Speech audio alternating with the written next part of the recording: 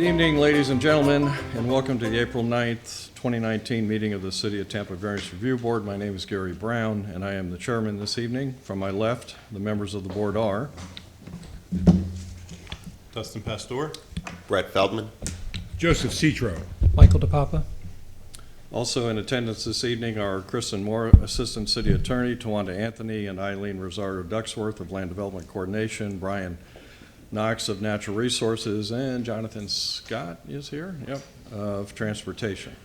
I will take just a few minutes to review tonight's procedures. Cases will be called in the order that they appear on the agenda.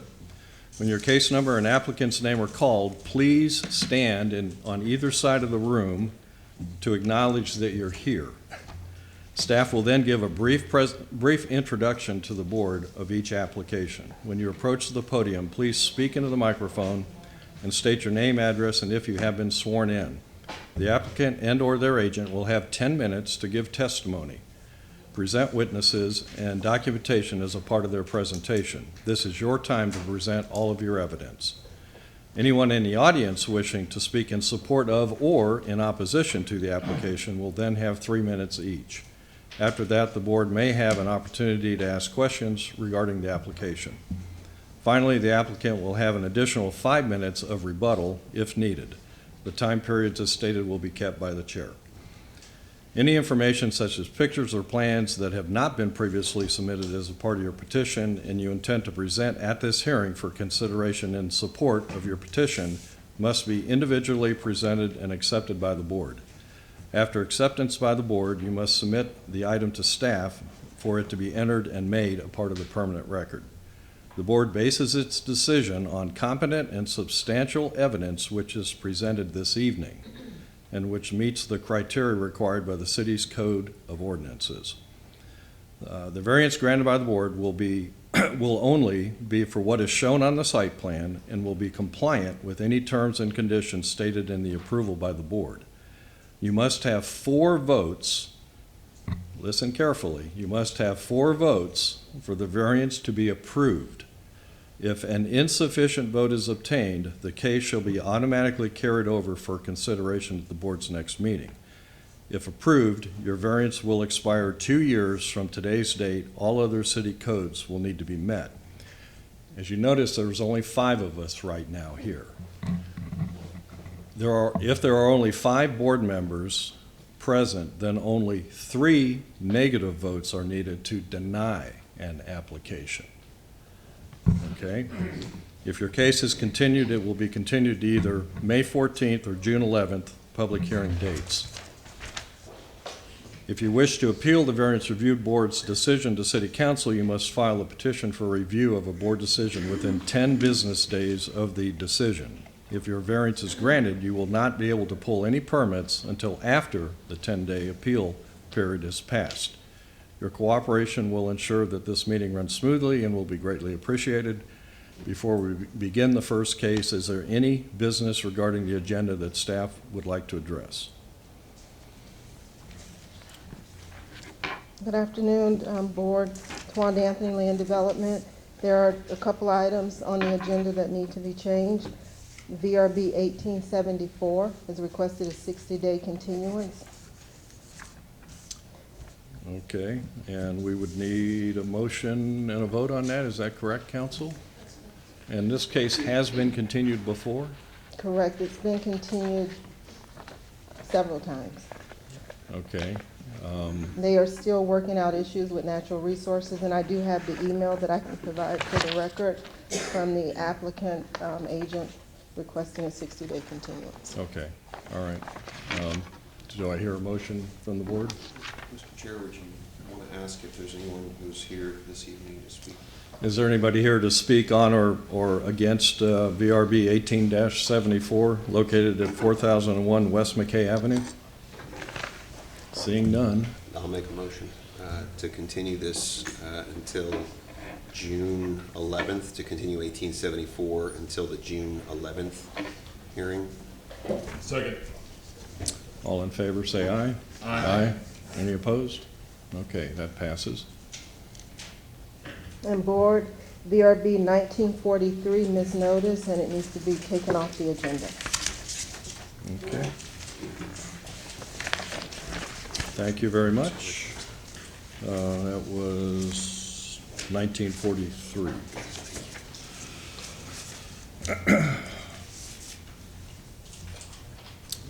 Okay, so before we move on, I want to go back to the fact that we currently have 5 board members. We are expecting a 6th to show up, but we don't know when.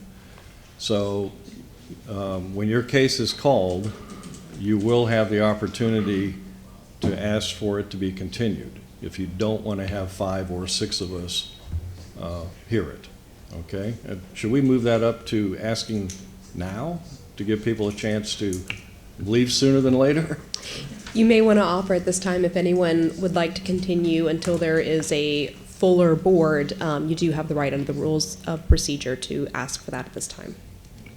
Okay, now's your time to come forward, otherwise we'll go into the cases. Okay, everybody's here, we're gonna go forward. We don't have minutes from the last month's meeting, so we'll move, I guess, or have a motion to approve those next month. Is that required? Okay. Yes. Do I have a motion to wait until next month to approve the minutes? So moved. Second. All in favor? Aye. Aye, okay. All right, I'll now ask Ms. Moore to address the board regarding any ex parte communications. This time I would ask if any of the members of the board have had any ex parte communications regarding any of the items that are coming before you this evening. If you've had any verbal communications, please disclose the sum and substance of the communication, when it, where it occurred, and with whom it occurred. And if you've had any written communications, please disclose the nature of that communication and file it in the record. I see none. Okay.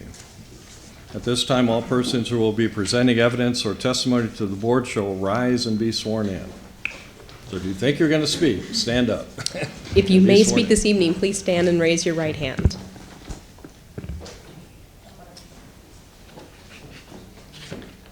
Do you swear or affirm that the testimony you give this evening will be the truth, the whole truth, and nothing but the truth? I do. You may have a seat. Okay, we're going to call the first case, VRB 19-20.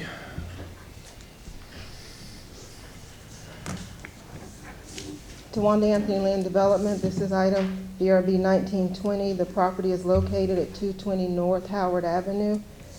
The applicant is seeking to reduce the required parking spaces from 19 to 8 spaces to allow for a change of use to the existing 2-story building from professional office to medical office. The property is zoned CG and was purchased in 2018. The 3,000 square foot commercial building was built in 1934. Transportation is objecting to the request, and they are here if you have any questions.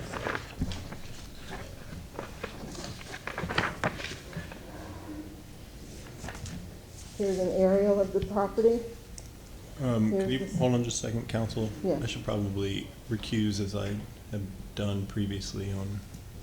Yes, This- I this recall you and/or had similar previously, cases. yes, on a medical office. Thank you.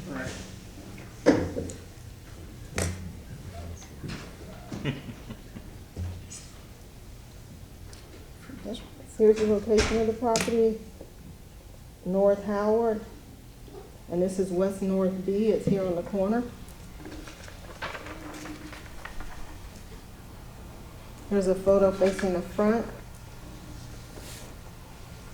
Here's a photo facing West North B. Here's a photo facing the alley.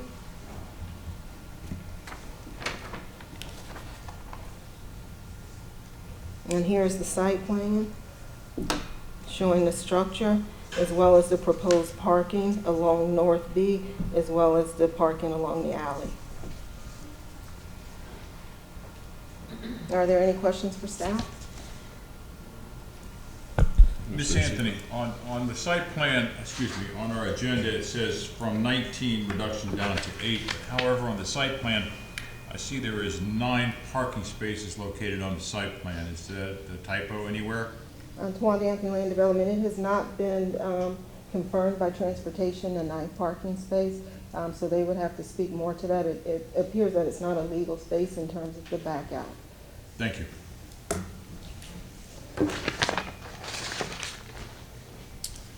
Mr. Bentley?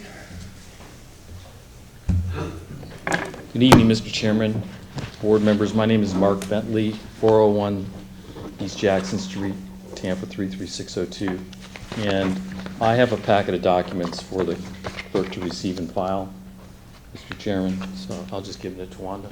Okay.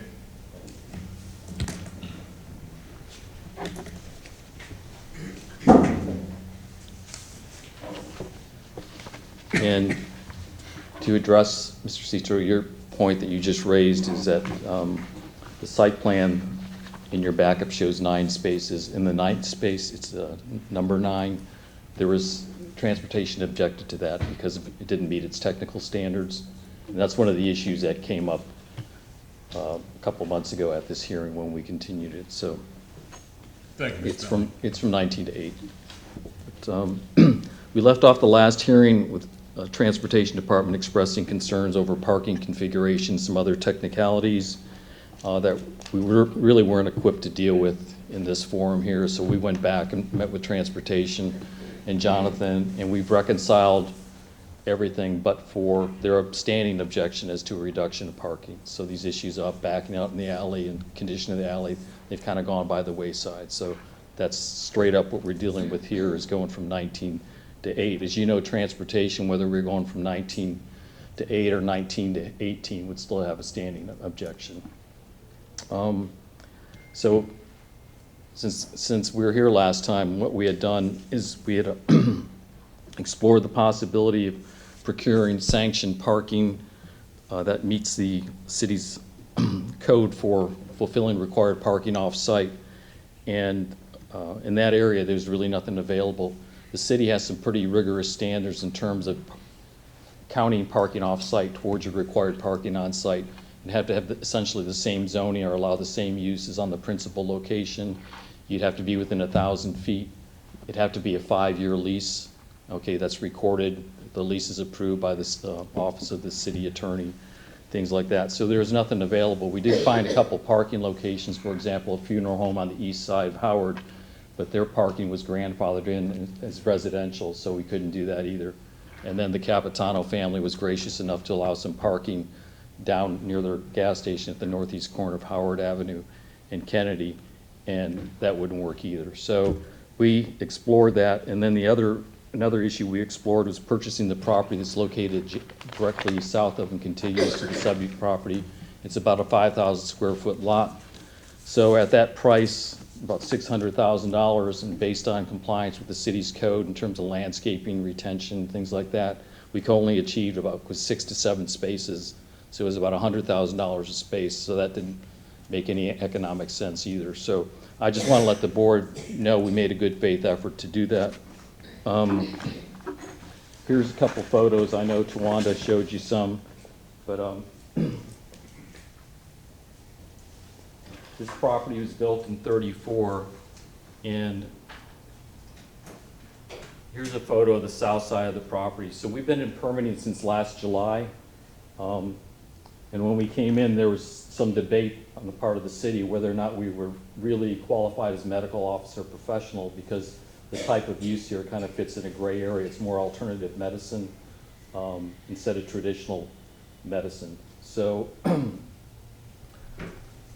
what the client intends to do is go in and just totally renovate this property. So it's sitting out there at this point in time like that.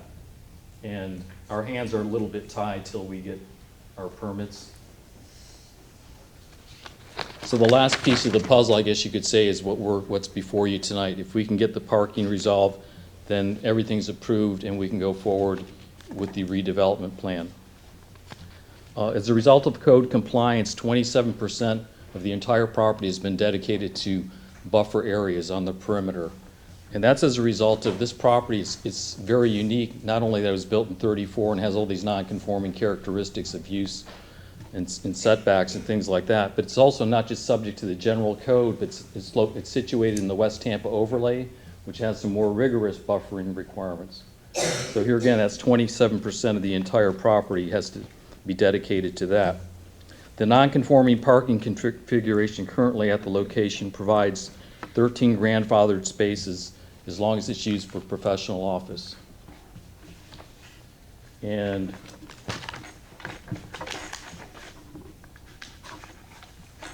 So the original plan we submitted to the city is this. And what I've done is highlighted space 1 and 13.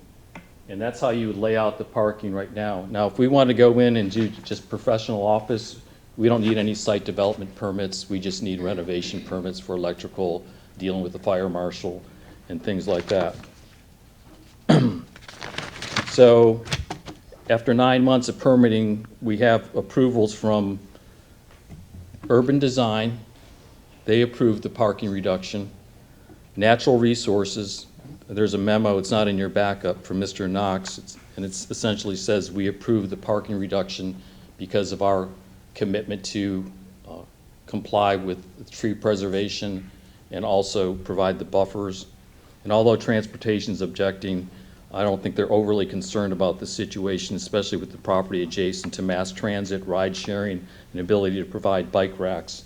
And there is apparently a pretty recent code change that if you provide 2 bike racks, that's the equivalent of 1 parking space.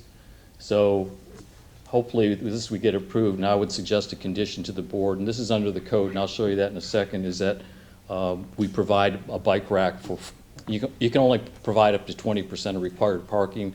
So that would be for 8 bikes. That would equate to 4 parking spaces. So the variance would really, if you look at it, it'd be from 19 to 12. So the city's parking regulations are admittedly pretty dated in certain parts and haven't been reviewed and modified in probably about 20 years from a global perspective. They require 6 spaces per 1,000 for our use, which we believe to be excessive based on the applicant's other 5 locations. These parking standards also do not contemplate the advent of ride sharing, bus stops on Howard right out in front of the property, or the bike racks, as I told you about. The city's parking code allows a reduction of up to 50% or 15 spaces, whichever is greater, to be granted administratively except for 4 uses, and that would be bars, restaurants, vehicle repair, and medical office. So why are these 4 picked out? I can see with the restaurant, the parking requirement's pretty high under the city code. It's 0.25 per occupant. But it would put staff in a situation if there was a restaurant, for example, that required 200 spaces and they wanted a 50% reduction, then they'd have to waive, they wouldn't have to, but they'd have to consider waiving the 100. So they've kind of punted that over to the board. And then the medical office is illogical, as there's another use that requires 8 spaces per 1,000, which is personal service, like a hairstylist, versus the 6 per 1,000. Yet staff could allow a hairstylist that needs 20 parking spaces to be reduced to 5 administratively. Same thing with an appliance repair, and recreation, et cetera. So it doesn't seem too well thought out and too logical, but in any event, that's what the code says, and that's where we stand. So to reconcile or get relief, if you're a medical office, you have to come before this board. There's several comp plan policies, and I have this stuff here, but I know I'm only have 10 minutes, so if you all want to ask me any questions or anything I tell you, if you question, I'll give you copies of it. There's several comp plan policies that support this variance request, and you know your policies are the guidelines that you must follow pursuant to Chapter 163.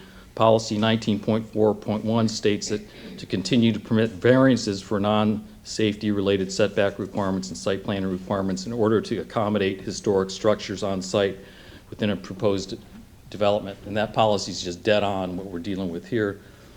5.2.1 allow reduced parking requirements for selected areas which are served by primary transit corridors. We've researched that and we have the maps. Howard Avenue is considered a primary transit corridor. 5.2.7, create an exchange ratio of bicycle spaces to parking spaces. That's a policy, and that policy has been implemented through the code. I have a copy of the code here. And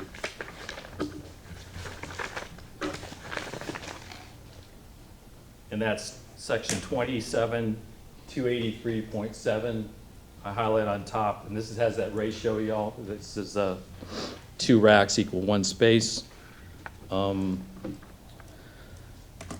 Then policy 15.3.6 says promote parking designs that reduce the presence of vehicles on site, and 15.3.6 provide a parking credit for the preservation of trees in the parking area.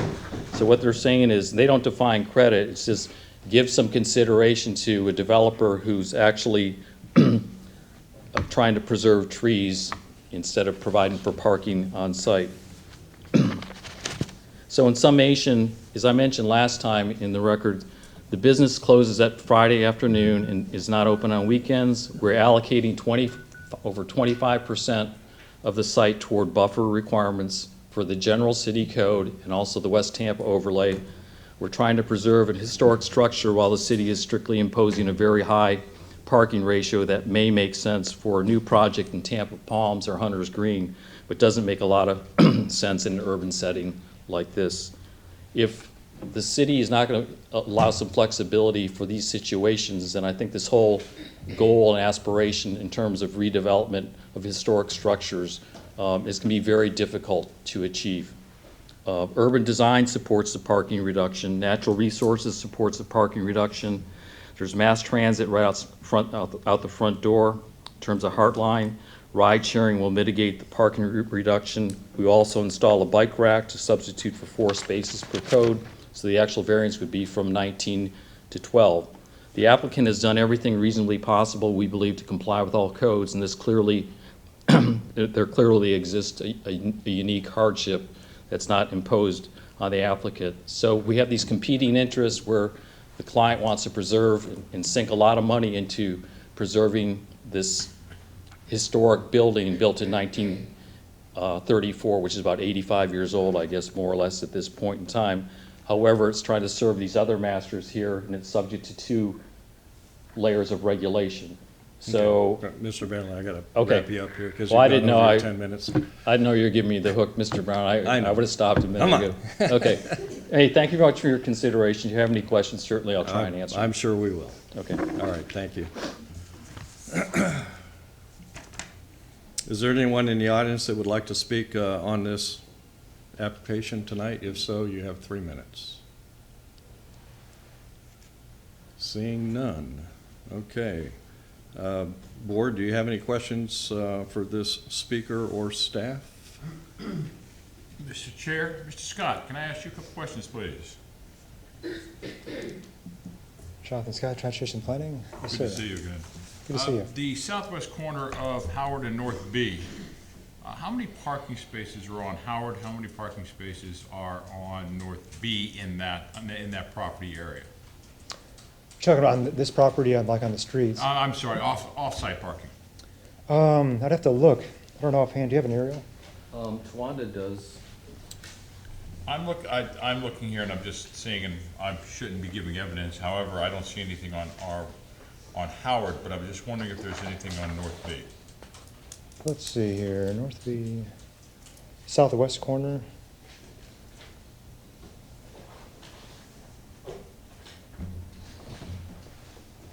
North? Well, you're asking him, so I want, It's Yeah. the 2 streets, North B and Howard, that are on the front and the side of this property. I think that's B. Here's A.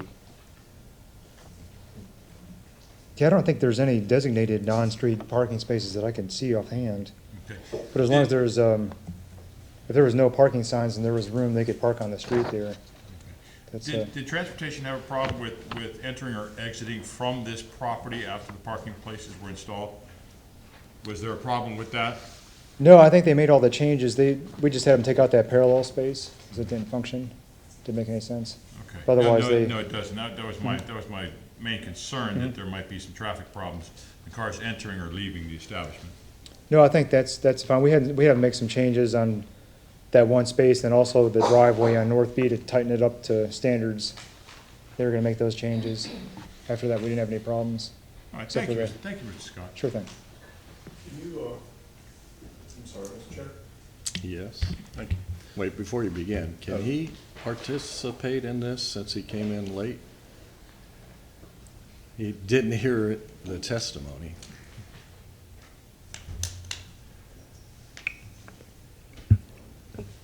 Typically, you would want to make sure that Mr. Dingfelder had all the necessary testimony. So, Mr. Dingfelder, I'll leave it to you if you feel like you are sufficiently informed on the issues to vote. If you vote, in this case, I'll assume that you have heard enough testimony to have appropriately formulated a position on it. Well, I looked at the petition and I drove by the property. With all due respect to Mr. Bentley, I'm probably pretty up to speed even without hearing his narrative. But my question to Mr. Bentley, can you pull back on that map, or I don't know how far back it goes? I was just, the whole issue seems to be in regard to impact on surrounding residential development. And so I'm just trying to figure out how much surrounding residential development is. Is there any limitation on, one side of the street parking or the other? Maybe that's a question for transportation. Well, Go ahead. okay, I'll give you a shot. Okay. I had some really good pictures looking east-west on North B, because my first impression when I went out there, it's extremely wide. I was always wondering, why is North B a 4-lane street essentially? So when you see a car parked on the right-of-way, it's not like another car going in that direction has to veer around it. It's just like a 4-lane street. And so what you have on the northwest corner, you have a daycare, a long-standing daycare. And you might see a couple cars there, but then just sporadically you'll see cars up and down North B, and there's no parking signs. So, in my mind, I know you couldn't utilize it as required parking to fulfill that, but, we're in an urban setting, so if someone parked in the street occasionally, it seems like there's a street designed to accommodate that. And we're, at least 4 or 5 blocks, I think, from the JCC, from the Armory. So the Armory overflow is not necessarily an issue, correct? When the Armory when the JCC gets busy, they get some overflow out into those neighborhoods. But if you're at North B, I think, how many blocks? Like 4 or 5 blocks, something like that. I have no idea. Okay. All right. Thank you, Mr. Bentley. Sure. Board, any other questions? Mr. Bentley, is the petitioner here with you, or are you just representing the petition? By my ears. You kind of alluded to this being a holistic type of medical building? Yeah. Okay, can you be a little bit more precise about that?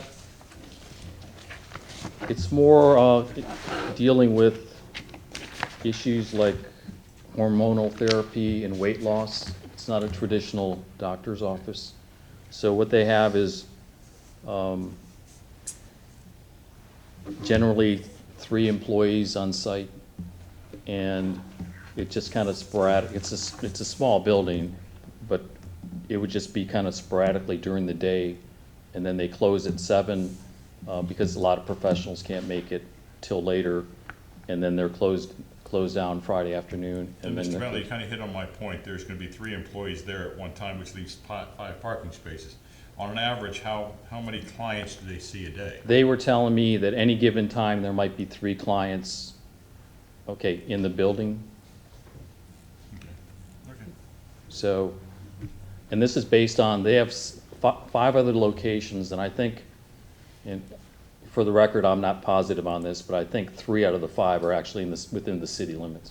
So with hope, these people that are there for weight loss are going to ride their bike to facilitate that. You're making my case, Thank you, Mr. Bentley. Yeah, sure. Mr. Feldman? Mr. Bentley, I feel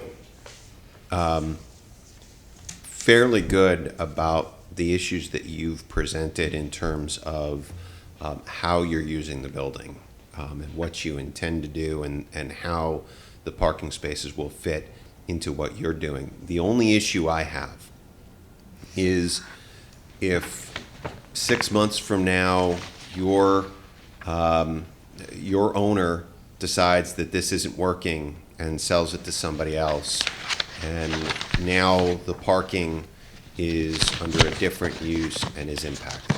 Can you help us Sure.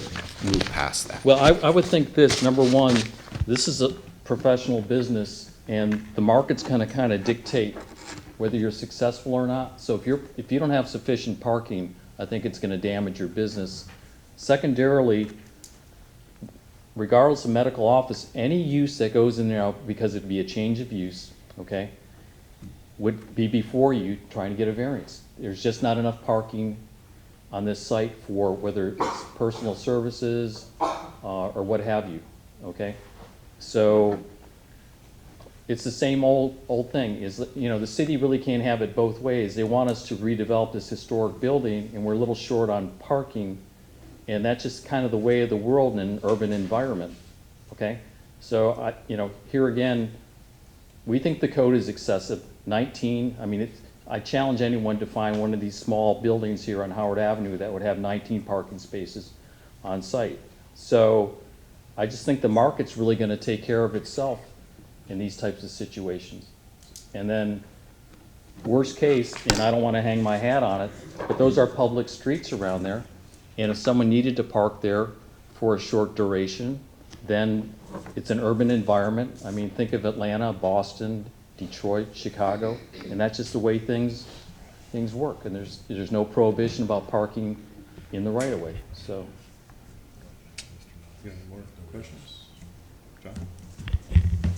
Let me clarify, make sure I did hear what I thought I heard when I was coming in terms of hours of operation. I think you said just typical doctor's hours, Monday, Friday, what, 8 to 5? Now 9 to 6 or something? It's the 9 to 6 range, and I think maybe Thursday night they said they would close maybe at 7 o'clock. Then on weekends they're dead closed. And then I don't know if you heard what I was saying is I kind of newly discovered today that you could replace required parking with some bike racks. So, but you can only do up to 20%. So we could, 20% is 4 spaces more or less. So we would commit, hopefully if this got approved as a condition of approval, that pursuant to that code section, we would provide bike racks for 8 bikes, which equals 4 parking spaces. Sounds good. And so Joe Citro offered to ride his bike over there too? Oh, you got it. Except in the summertime, I think. Oh, no, girlfriend lives down the street, I can ride there. There you go. Yeah, I don't have any other questions. Thank you. Thank you. Mr. DePapa, do you have anything? All right, the only questions I have, Mr. Bentley, obviously there was nobody here tonight to speak against this. Did you have any written or verbal opposition from No. immediate neighbors? Yeah. Can you describe the neighbor immediately to the west, the adjoining neighbor? Yeah.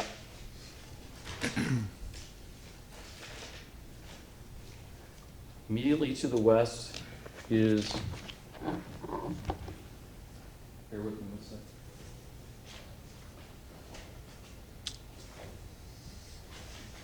And then if you can also describe the neighbors immediately to the north, on the other side of North B.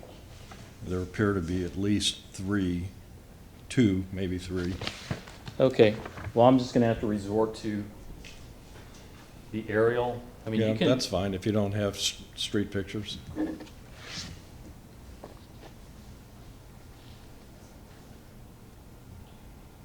Okay, here's the neighbor to the west. It's a conventional single-family home. There's absolutely no buffering between their property and ours. It's but for an old wooden fence. So we're required by code to provide landscape buffer and trees there. We're one of the issues when you're trying to preserve all these trees, plus with the what do you call that, radii? Mr. Well, Brown? don't go there for me. Just, Okay. my questions are specific to the owner's occupant uses It's used as immediately. a single-family conventional house, Okay, okay? And I think it's owner-occupied. all right. And then to the south. No, to the north, to the north. To the north is a long-standing daycare, I don't know the name of it, Okay, okay? Directly south of the alley is a commercial property that sold last September. And, it seemed like it had been used for some type of assembly, something like that, okay? And I think it's zone CG. okay. And then as you move to the west from the daycare, those are all single-family homes? That's correct. Okay. And this is the first time we're hearing testimony about the daycare. What is their traffic situation like? Do you know? Well, I've only been out to the site, honestly, 3 times. So, their drop-off and all that is not on North B. It must be either on the next street or they come in off Howard Avenue. I'm not sure exactly you can kind of see some driveways going in this direction. Maybe that's a porte cochere right there. I'm not sure. I'm really not qualified to testify. But Okay, the times all right. I've been there, I haven't seen But it. you didn't hear from them at all? No, sir. Okay, all right. Those are my only questions. Just one more of them. Okay. Sorry, board members, just a couple of clarifications. I want to make sure that our record is clear about the status of all these things. Mr. Bentley referenced a new ordinance that was passed this year that changes the parking requirements. What he's noting as far as those abilities to waive parking is actually only pertains in the code to temporary special events, which is why he would not be using it in this instance. It's not applicable in our code specifically for this instance. Just wanted to be clear about that note. And then I also wanted to be clear that generally parking within the city right-of-way is prohibited. So you should not be making assumptions that people can be parking in the city right-of-way. I just wanted those things to be clear for the Well, record. my response, with all due respect, Kristen, is I don't read that code section about bike racks that way, and I'm just paraphrasing. It says, subject to another section, which is special event or temporary special events. You can have a bike rack, so many bikes equal space, and then when you go to the other section, it talks about what bike racks, how you deal with them for a temporary event, okay? So. Okay, well, are there any more questions from the board? If not, I'm going to let you start Yes. your five minutes of rebuttal. Go Yeah. ahead.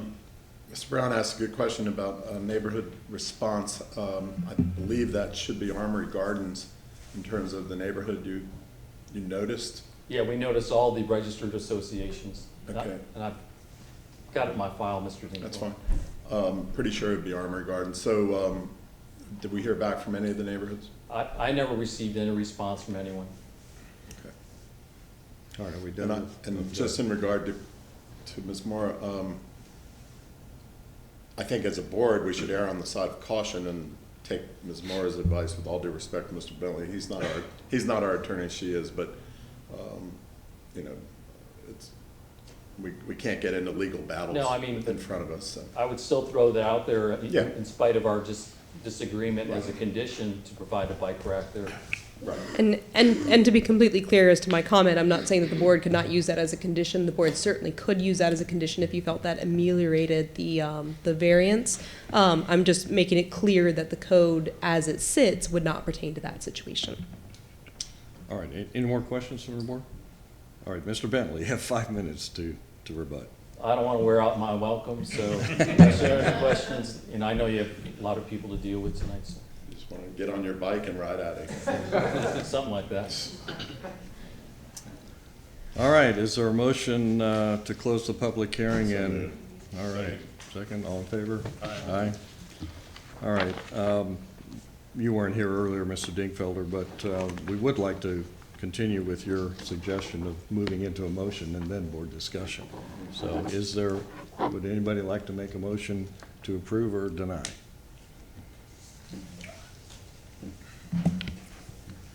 I will make a motion to approve, if you'll give me a moment.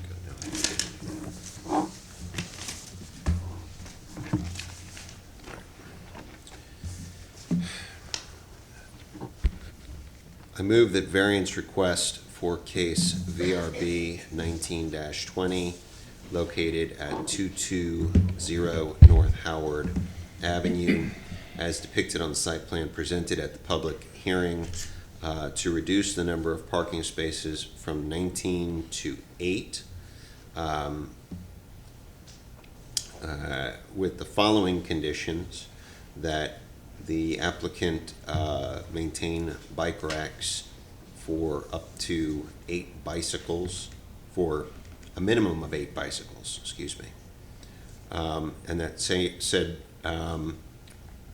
variance as conditioned be granted based upon the applicant presenting competent and substantial evidence in the record and at this public hearing of an unnecessary hardship or practical difficulty when considering the 5 hardship criteria set forth in section 27-80 of the city code. Specifically, that the applicant has unique buffering requirements, including more than a quarter of the property being dedicated to buffering, that the applicant is attempting to preserve a historic structure, that there are mass transit and alternative transit options available nearby, that the market is changing for buildings of this nature, and that the code with our variance must adjust to those changing market conditions. Second. Is there any discussion from the board? Anybody have any comments? Well, I'd like to make a couple of comments. This is kind of a tweener for me. I have seen and heard a lot of issues where specifically medical uses, it's been in the news a lot that, you know, we can get into some uses that are very parking intensive compared to this. Yeah. And I enjoy the fact that you've brought to light that this particular use is different than most, along with all of the other physical restraints of the site and its specific location in the urban setting. I'm still concerned, though, that if this owner left sooner than later, what could be the impact on the surrounding neighbors, which is why I was curious to hear from you. What did you hear? What have you heard from surrounding neighbors? And some of them are commercial. Maybe they don't think it would impact them, but the residential ones, as some of us up here understand, can get real testy. So, you know, even though there might be some on-street parking a block or two or three away that would help, you know, your client, it may upset others. So that's what that's my only problem. And obviously I was looking to hear from other board members tonight, but that's about all I've got to say. So Can I with make a that- comment, or No, the we're party's done. over? We're huh? done. Yeah. So with that, I'd like to call for a vote, or a second, excuse me. I guess we had that, right? Second was here. Second was here, okay. So all in favor of approval? Aye. Aye. Any opposed? All right, passed. Okay. You Hey, passed- thank you all very you much. passed Have a five- great night. Appreciate it. 5-0.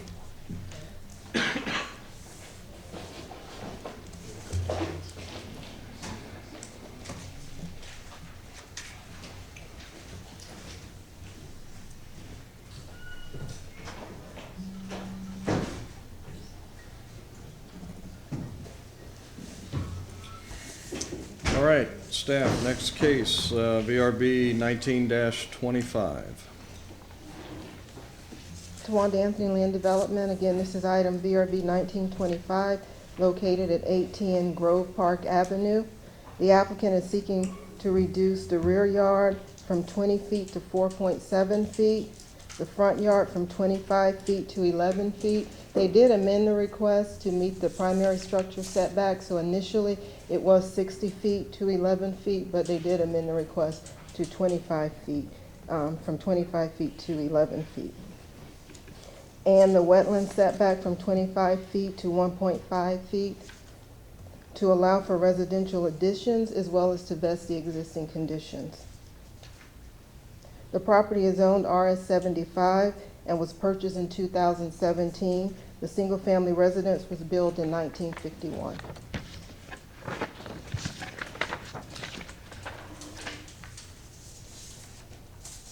Here's the aerial of the site. Here's Orange Park Avenue, Grove Park Avenue. Here's a view facing front of the property. Here's another view of the property. Here's a view showing the ditch area, and this is the garage, the detached garage. And here's another view of the property, and it's showing one of the additions. Here's the site plan.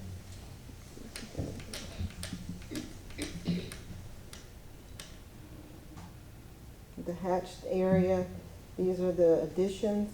If you can see, this is the 25-foot wetland setback. And you can see the areas that are encroaching into the setback.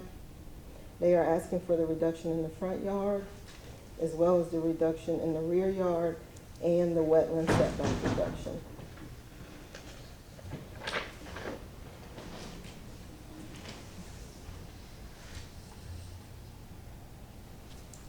This is a figure. Going back out. And it shows the existing structures. The blue line is the wetland setback, and you can see the existing structures that are encroaching into the setback.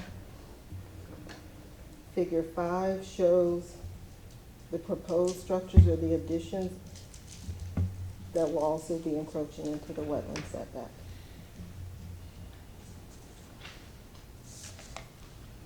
Thank you. Are there any questions for staff? Yeah, go ahead, Ms. Seifert. Ms. Anthony, was there any kind of building restrictions that were requested by permitting, such as building pier and lintel or elevating any type of structures? Tawanda Anthony Land Development, at this time, I don't know that they've actually submitted for the permit. Any other questions? Yeah, quick question, sorry. Just wanted to clarify that the request is based on what's stated on the agenda, correct? From 20 to 4.7 and then 25 to 1.5? Correct. Okay, Thank you. thank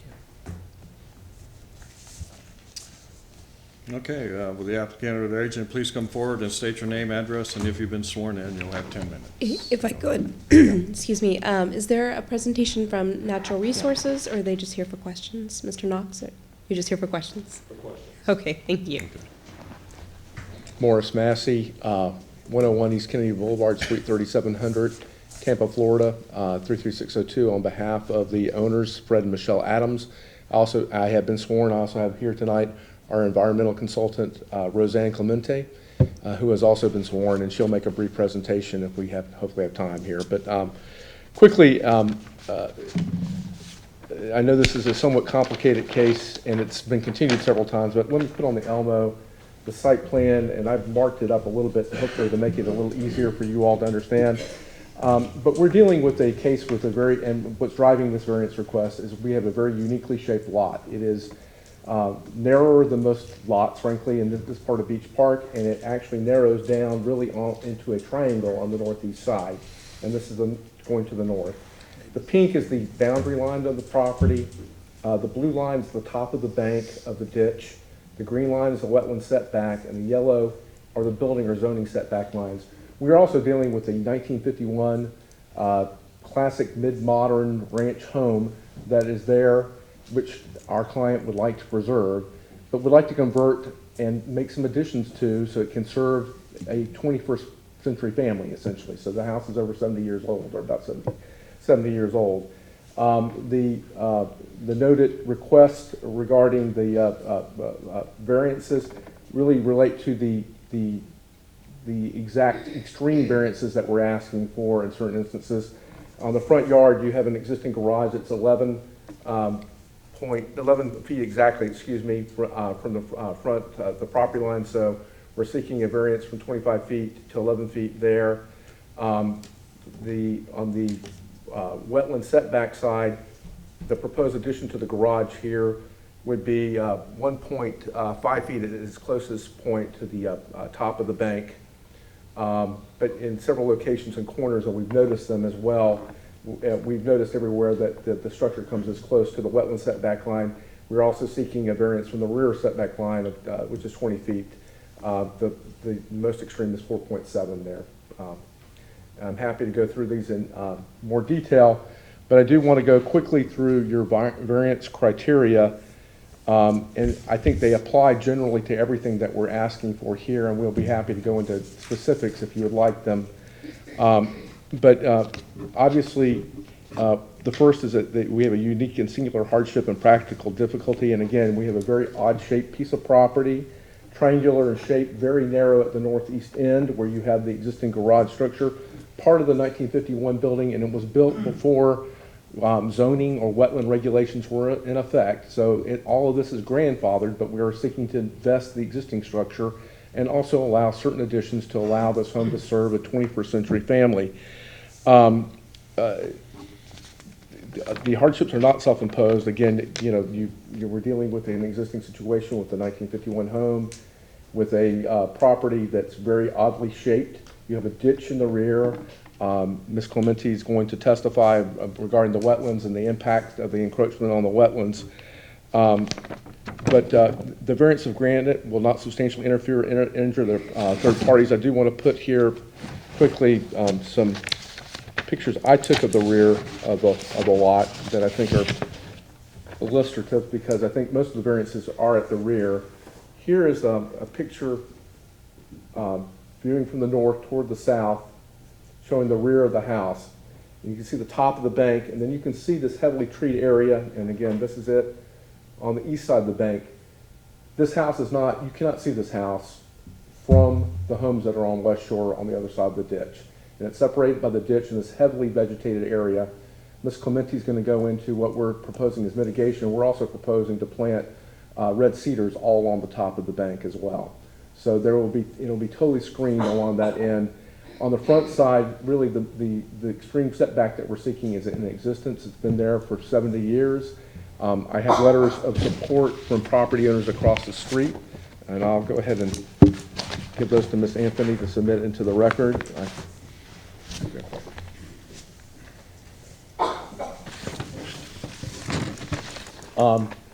Relative to your this request being in harmony with the Tampa Comprehensive Plan and Land Development Code, first of all, Ms. Clementi is going to testify that it's not going to degrade the wetland system. This is already a degraded wetland. It will not have a detrimental effect on any hydrology or biological impacts on the wetland system itself.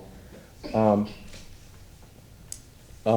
I think one of the key factors here is we're seeking to preserve a 1951 mid-modern ranch house. As most of you know, South Tampa is going through a huge amount of redevelopment where virtually all of these old ranch homes have been demolished. Virtually all these lots have been redeveloped with large two-story houses that fit exactly within the setbacks and that take up as much space as they possibly can. If they can get lot splits, they get lot splits. We have a client here who wants to preserve this older 1950s ranch-style home, wants to make a few changes so that they can accommodate their needs. It's 70 years old. It does need some changes interior and externally. But you have several policies in your comp plan. While this is not a landmark structure, but speak to historic preservation of architecturally distinctive buildings and structures, I think this would qualify as one. In addition, you have several policies in your comp plan that talk about redevelopment that is harmonious with the existing pattern of development in the neighborhood. And by preserving this ranch house and not allowing it to be destroyed, perhaps two homes being put, if they can fit it there, or a bigger home that will go exactly within the setback areas, I think you are preserving the existing pattern of development in the neighborhood in a manner that's very harmonious with Beach Park, and I think that's one of the reasons we've had letters of support from the property owners across the street. And really, the fifth factor is granting this variance will result in substantial justice being done. Again, the grant of this variance will allow the redevelopment and reuse of a classic 1950s mid-mod ranch-style home instead of its demolition and the construction of one or more homes on the site. And really, these variances are driven to a large degree by the irregular shape of the lot, its narrow triangular shape, and we have the degraded wetland ditch that's in the rear of the property, all of which creates issues here.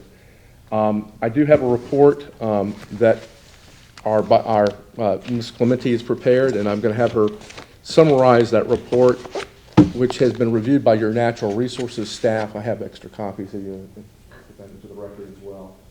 And Ms. Clementi's worked closely with Brian Knox and with Kathy Beck, and I don't believe they have any objections, and concur with her summary and her findings and her proposed mitigation.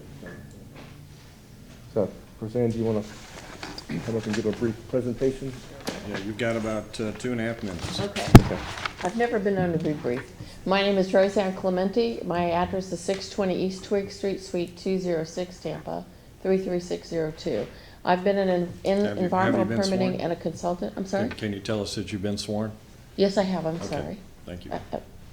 I've been an environmental consultant, and I've been doing environmental permitting for 40 years.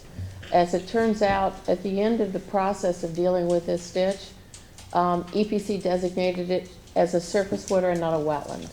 There's a unique and a significant significance to that because in most cases, in most counties, in the state of Florida doesn't usually put a 25-foot setback on a surface water. This surface water has not been honored anywhere along its alignment. It was an upland cut ditch. It connects to a tidal canal so that the south end of it has more tidal species, but this ditch only has very, very low base flow. It is tidally influenced in the sense that when the tide is high, it backs water up in it. There's nothing on this lot or any of the other lots that have done anything to preserve any kind of habitat or significant habitat for this ditch. The backyard of this home has always used it as their backyard. It's been grass, it's been mowed. Lots and lots of exotic species have been growing on the top of bank of this water body. So the 25-foot setback was designed by the state as a presumptive rule. So if I maintain 25 feet away from the water body, I'm presumed not to have secondary impacts. It has nothing to do with habitat. It has nothing to do with anything other than preserving the water quality in the receiving water body. So if I stay 25 feet back, I'm presumed not to have impacts. But the state allows you to encroach in the 25-foot setback as long as you can provide mitigation or other justification for it. In this particular case, I don't believe that the Adams need to really mitigate for this impact because, again, we're talking about backyard habitat, and everything they're doing in their construction will be preventing secondary impacts to this ditch.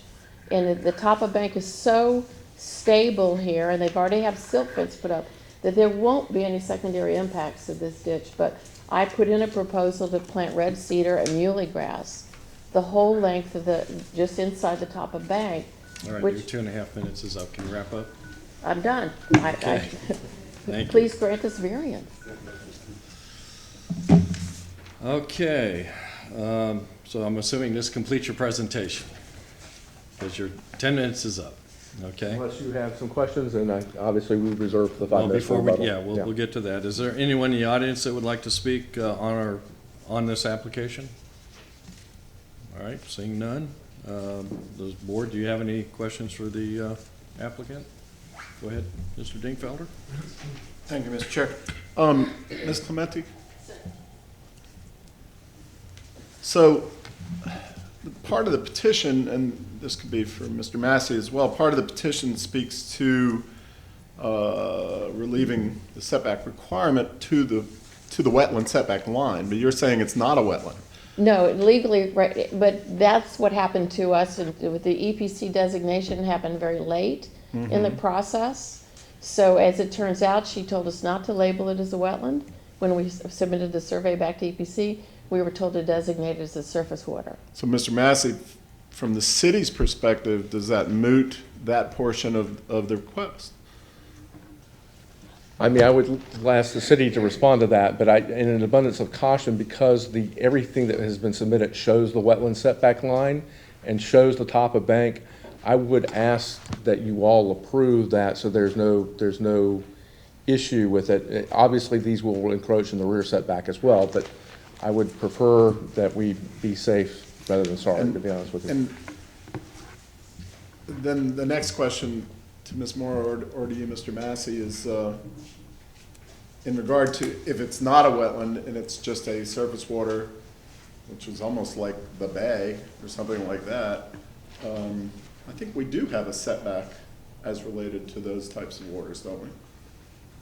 I don't know that off the top of my head, to be honest with you. I mean, everything that I've ever seen in the city code typically relates to wetland setbacks. That seems to be the primary issue. I know we have the river setbacks. Right, but this is a ditch. I doubt that we have the beach park ditch setback issue, but. Well, May I the city, respond? yeah, and I just wanted to mention There you, is a Ms. difference Clement. between a wetland and a surface water, or we wouldn't have those two designations. Right. Surface waters are usually upland cut ditches, or small man-made ponds less than an acre. So they're recognized as not being significant habitat, not being significant enough to be called a wetland. And you can't compare this ditch to the bay. I mean, the bay is a wetland. Yeah. But when you come up this ditch at a certain point, it becomes a surface water. Just as a side note, I grew up on the Watrous ditch, which is probably 5 blocks from here. Mm-hmm. And that used to be a nice ditch with habitat and you know, native flora and fauna and everything else. And the city recently just totally cut it and squared it off and made it all concrete and everything else. And just as I think it's sort of irony there. Mm-hmm. If you would like me to sort of provide a little bit of a thought on this, my understanding, and Mr. Knox can tell me if I'm off base, but my understanding is the line between a surface water and a wetland, especially in this type of situation, can be a fine one. And if you have a few more hydric species, the next time that they go out there in 6 months, it could be a wetland. So I would suggest that I think it would be appropriate to grant the variance. Also, our definition of wetland in the city code as it sits today is, I think, a little bit broader than maybe the EPC would define it. So it may still fall within a wetland under the city's code. So I would suggest that I think it would be appropriate for the board to go ahead and, if they deem it to be approvable, to go ahead and approve that, regardless of what this particular delineation may have revealed it to be. And one other thing, Mr. Chairman, Mr. Massey, I think one of your lines was a green line, which I think you said was the existing wetland setback. That's what the wetland setback line is shown on the survey. And it's actually going through the existing house. Yes, it is. And the existing house, obviously, and I probably should make a bigger point of this, but the existing house in several places encroaches into the building setback and the wetland setback. We have an existing condition where this was built in 1951, before zoning existed, before wetland protection or any protection of that sort existed. So, you know, if you had a wetland setback line, it would lie. Here's the building setback line, and you obviously the existing building already encroaches in several locations. Thank you.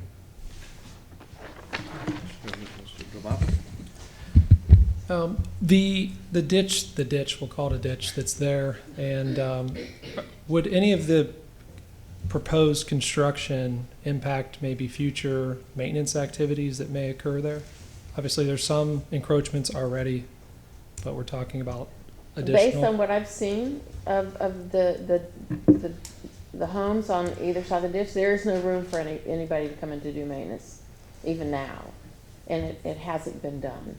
There's so many trees too. There are a lot of mature trees that have grown on the top of bank. So it shades that ditch. Okay, thank you. Mr. Citro? Thank you, Mr. Chair. Ms. Clementi, I have a question for you, and then I'll go to Morris over here. What is the elevation change between the existing house now and the wetlands itself? The house is built at grade. And the wetlands itself, And the ditch ditch itself? is, I would say the invert of the ditch is probably 4.5, 5 feet below grade. Okay, so we can safely say that the grade of the property goes towards the ditch. I'm not a surveyor, I'm not an engineer. The backyard of that home is very flat. I didn't see anything that looked like that there was deliberately sloped to go to the ditch. Mr. Massey? Yes, sir. Is there going to be eaves and gutters? Is there going to be gutters on the back end of this house to catch any type of significant I believe so, and I rainwater believe they're come going off to there? be, and this is part of the mitigation proposed by Ms. Clementi, that they be oriented and drained toward the front of the house and away from the ditch. Perfect. Thank you very much.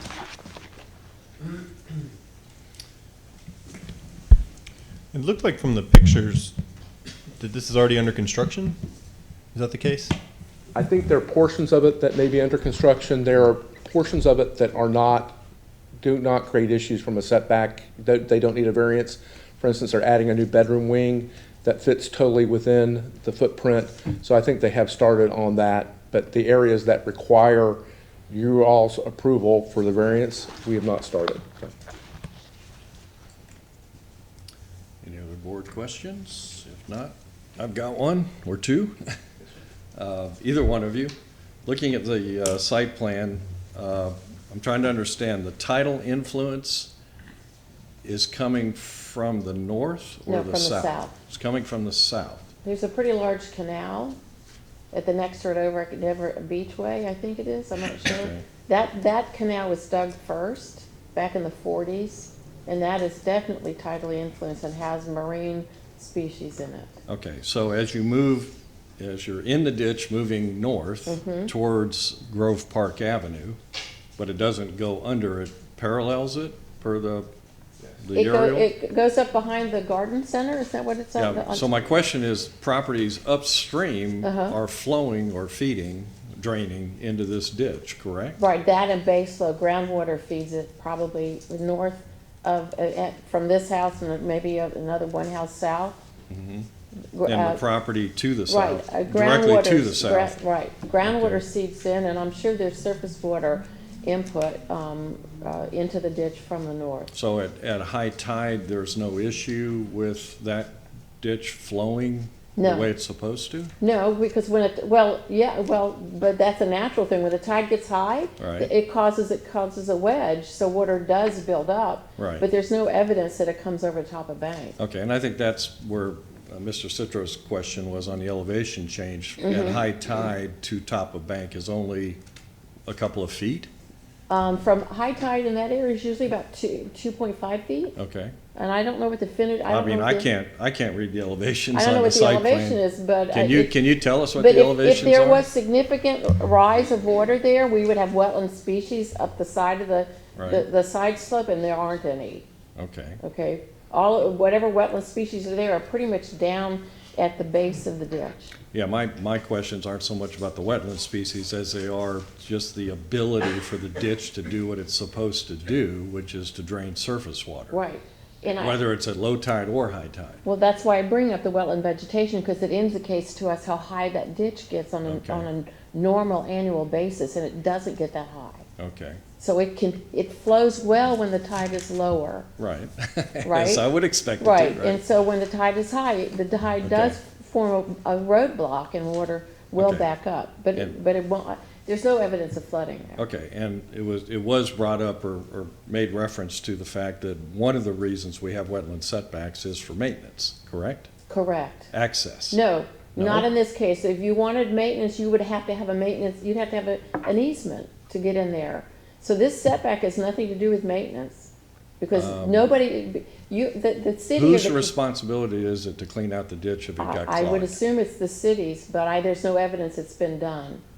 Okay, Okay, but there is no maintenance easement on either side of this ditch. so if the city had, or whomever had to maintain it, they literally would have to be in the bottom of the ditch working? Yeah, because there are other structures on other properties that are within 25 feet. That's the other point, is that, and I don't know if we've got good photographs here, but really the other properties adjoining this ditch, they encroach as much or more already into the wetland setback. That is just the way it has been developed. The house next door, their Their pool is butt up Okay, against the. so, Yeah. I don't want to put words in anybody's mouth, but Right. it sounds like your testimony is that nobody's maintaining this ditch, ever.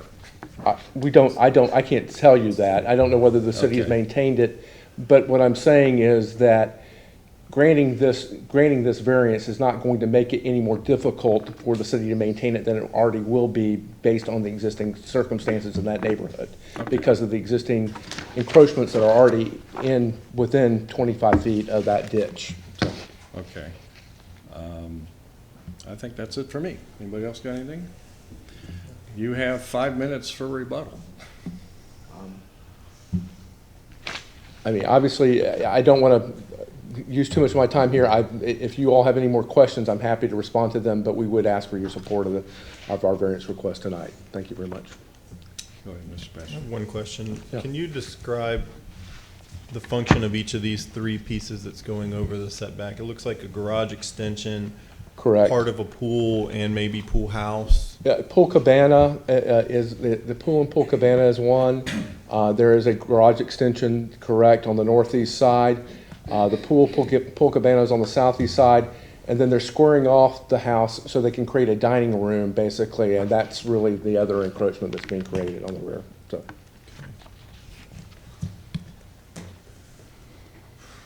Okay, that completes the question and rebuttal portion, so we'll move to board discussion and/or motion. Anybody like to make a motion?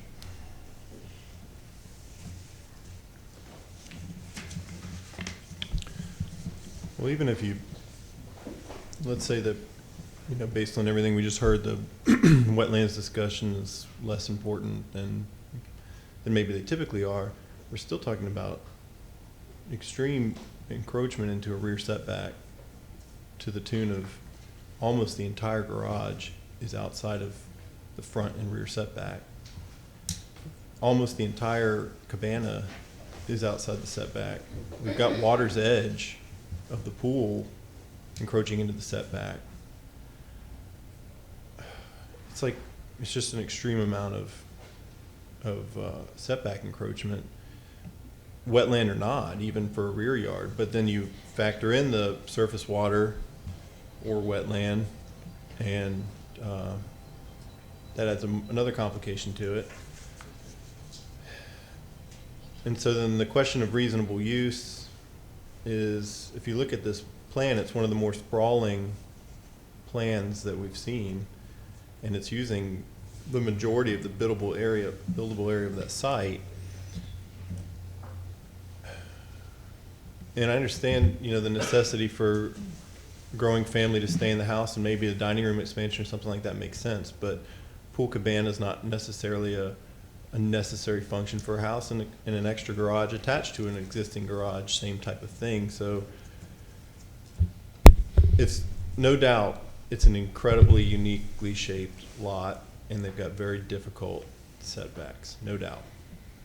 The question is, how much area is considered reasonable use on a property this size with these setbacks and the encroachment of wetland surface water?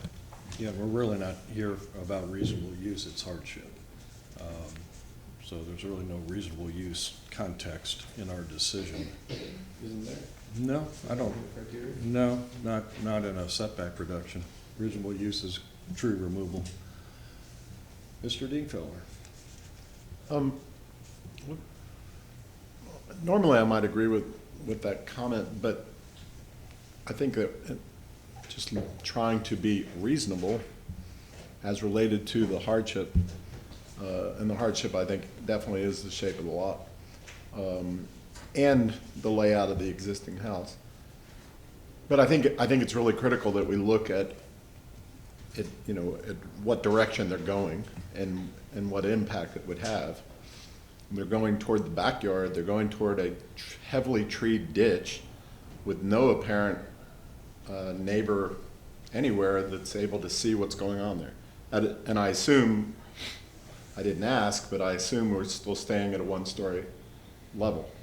So it's not like, you know, if they tore this down and they built the standard, you know, 5,000 square foot, 2 or 3, well, in that neighborhood, it'd have to be 3 stories.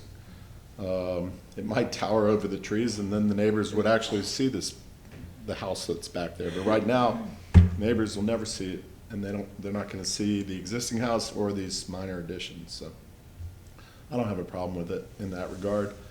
And I do know Ms. Clemente's reputation for many decades, and they look like they'd put together a good mitigation plan. So. Mr. Chair, piggybacking on Mr. Dingfelder's comments, especially the ones that there is no neighbors in the backyard, across the backyard that could actually see this, and the vegetation is so tall. My main concern was the wetlands, even though it may not be a big concern to others, and the removal of the rainwater off the property, or excuse me, off the house onto the property, which is going to be then put back out to the front of the property. That was my main concern. So I have no problem granting this variance request. Any other board member like to speak? My only concern really is access, and yes, I understand the testimony that apparently there are no easement agreements. But if I'm a neighbor across the street or upstream from this, and if a neighbor downstream impacted the ability of the water to get out in its normal historical fashion, that would cause me great concern. I don't want to get into a commentary about rising tides and whatnot, but we all know this is a very low part of the peninsula. I didn't hear any testimony, good testimony on the exact elevation differences, but it sounds like it's very slight. The photographs look like they were only a couple of feet, maybe 3 feet from top of bank to whatever standing water that was. It didn't look like a lot of water, so my assumption is it wasn't high tide. The issue about actual rear yard setback reduction, I think I could be swayed because of the physical condition of there being a ditch heavily overgrown on both sides, that I would be okay to support that anyway. So the wetland issue for me really is just, will the ditch continue to function? Will this have any negative impact on it? I didn't hear any testimony that it would or wouldn't, so that's where I sit. Anybody like to make a motion? I just wanted to make a clarification, Mr. Chairman, in regard to the downspouts. On page 15 of the report under compensation, it says, in addition, the downspouts from the roof will drain into corrugated exfiltration pipes and be buried near the house or be directed to the front of the house. So it looks like, I guess, some of the roofs are going to go toward the rear, but they're going to drop them into the ground and that sort of thing. That's what it says. Okay. Anybody like to make a motion? I'm sorry, I was going on a testimony presented by Yeah. the agent. I just wanted to make sure He's everybody. he's reading out of that. I'm waiting on a motion, board. And whoever the maker of the motion is, just for clarity in the record, please do use the criteria in section 2780 for your determination. Yes.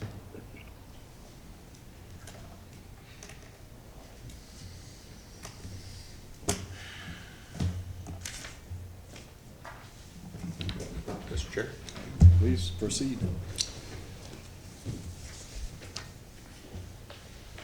Did we discuss any conditions on this? There's no conditions. No. Sorry.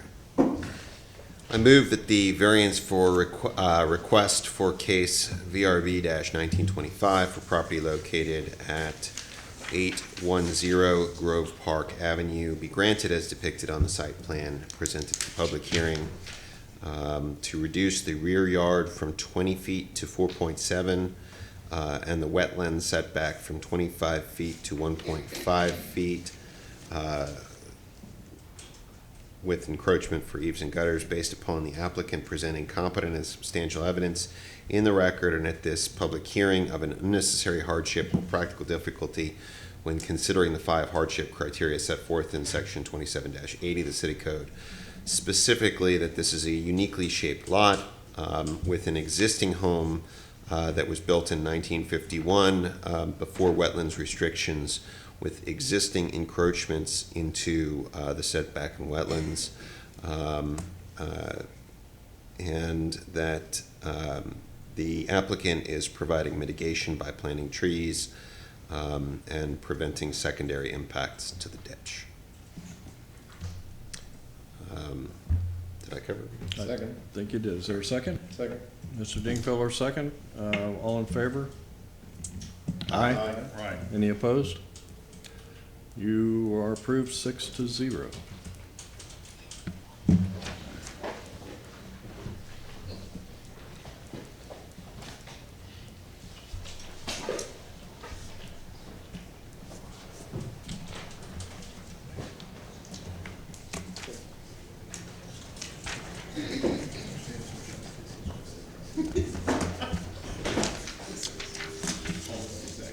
All right, our next case is VRB 18-92. Staff?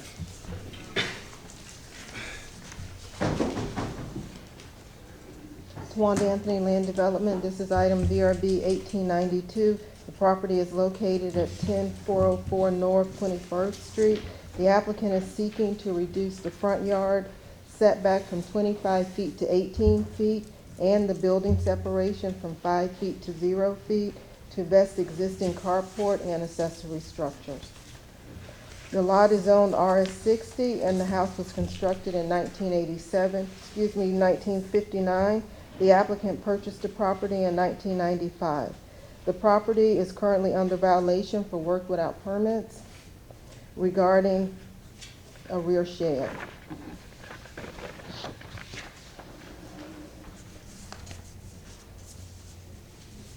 Here's an aerial showing the location of the property. Here's Golden Villa.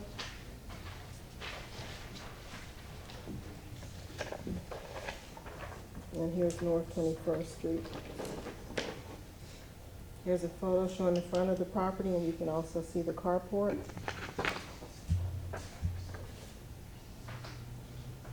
Here's another view of the property, and you can see some of the structures in the rear.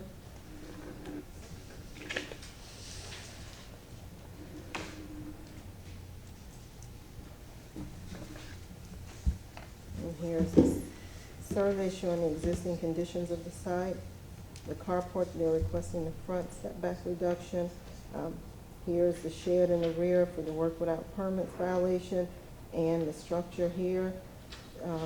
The shed is what they are requesting the building separation from 5 to 0. Are there any questions for staff? Question. Go ahead. The application said from 5 foot to 3 foot. I'm just clarifying it's 5 to 0. It is 5 to 0. They did notice once, and it was 5 to 3, and they had to do a renotice from 5 to 0 for the building separation. Okay, so that was all done. Everybody's good with that? Yes. Okay. Other questions? Okay, applicant, please come forward, state your name, address, and if you've been sworn. You'll have 10 minutes. My name is Intra Parcelo, 10404 North 21st Street, Tampa, Florida, 33612, and I have been sworn already. Thank you. My name is Pranam Parsanal, address 8415 North Packwood Avenue, Tampa, Florida, 33604, and I have been sworn in. Okay. Proceed. Do that right. Yeah. I'm sorry. That's my my carport, been there like way before I bought my house. So I just want to show you a picture of that. So that's where I park my car from the rain and sun. I don't have a garage where I can park my car. And this is another picture here of the structure. That's my living outdoor area where I cook and eat, and you know, I love the outdoors, so that's why I'm there every day, all day. And I have a cat that lives there, stays safe from the sun and rain. And that's my shed that I built. I had a very old, dilapidated old shed from, that's my previously old shed that I broke down and just built a new one. And this is what I store in my shed. And just requesting that that I can keep all my structures.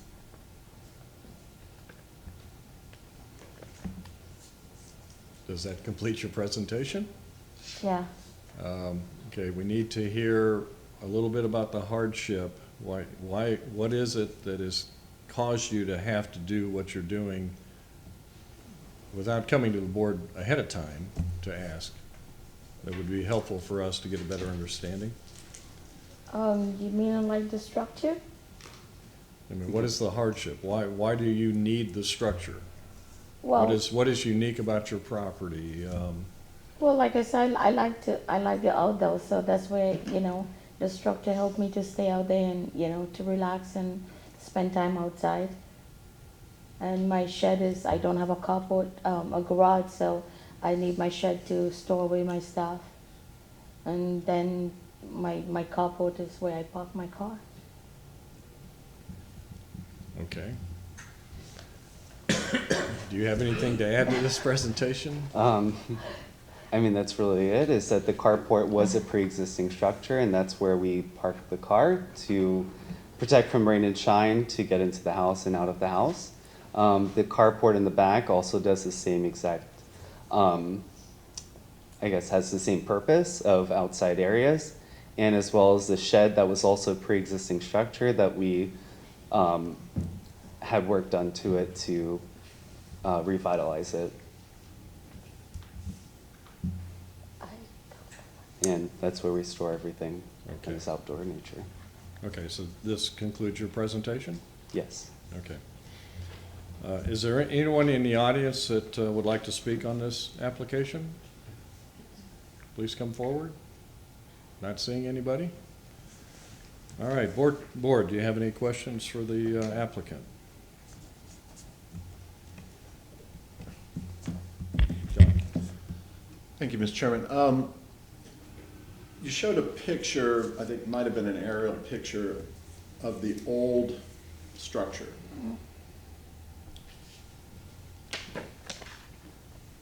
Okay. Are there two structures back there or just one? In the old? Yeah, in here? Yeah. Yeah, there was, like, it was like the length, but, yeah, it was kind of like separated just a little bit from each other. Okay. And you tore both of those down? Yeah. And when you put up the new single building, was it basically on the same footprint as those prior ones? Well, those was really more close to the property line, but I brought it more, away from the property line. Brought it further from the property line? Yeah. And how about the side property line? The same, I did the same thing, you moved it away? Mm-hmm. And how about the total size of those two structures versus the one you replaced it with? About the same size, like 20 feet. The total size? Yeah. Okay, so you just took the same thing but slid it a little bit? Yeah. Okay. And those two older buildings were there when you purchased the property? Yes. Now, the middle building, which just looks like it's just a metal roof. Mm-hmm. You put that up yourself? Yeah, they had to get rid of it, so I took it from them and placed it. Bought it and had it assembled? Yeah. Back there. And how long ago had you done that? That's about over 15 years now. Okay. Yeah. And you use that it doesn't look like there's significant storage in there, you use it more for No, entertainment? that's where my daily activities, personal stuff? we sit and cook and eat and. Okay, is that enclosed on any side of it? No, and I don't plan to enclose that. And the carport in the front was existing, you haven't touched it? No, I bought the house with that. All right, thank you. Anybody else? Mr. Feldman? Which is the portion that is being cited for work without permits? Is that just the new shed area that you just built? The white one. Okay, so the covered outdoor dining area, which you said you did about 15 years ago, that was all permitted and approved? No. Okay. I didn't know I needed a permit for that. I thought I can just take it and place it back there. All right. Thank you. Mr. Pastor? Did you have a contractor build that shed? No. You guys did it yourselves? Yeah. Okay. Anybody else? So the reason that Mr. Brown was asking about hardship is because on the application you filled out, there's 5 hardship criteria that we're obligated to measure this case against. And the hardships are related to either the structure of the buildings or the conditions of the site. Not what you use them for or the reason you need them, but what about the building and or the site is unique and requires that the work you did be done in the place that it was done. So that's what he's trying to ask you, because that's what we have to measure. So do you have any comment to that, either of you? Yeah, the structure was dilapidated, it was falling apart, and so that was no longer able, excuse me, that was no longer able to be used. And so, in theory, we needed to rebuild the structure to make it usable again, because the roof was falling in, the walls were falling in, it was a very old structure. And so that is our hardship, is that that is a place that we store everything that we need to store, and to make it usable again, we had to repair it. You had more?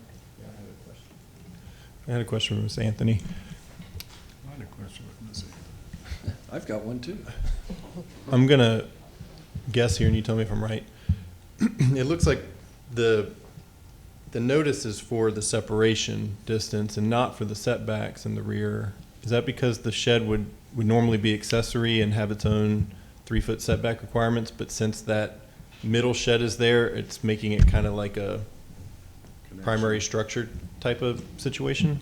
Tawanda Anthony Land Development, based on the survey, they're saying that they meet the setback requirements for the accessory structure, which is the shed. Okay. For the detached metal structure that's there, the building separation is for that structure, from the house as well as from the shed.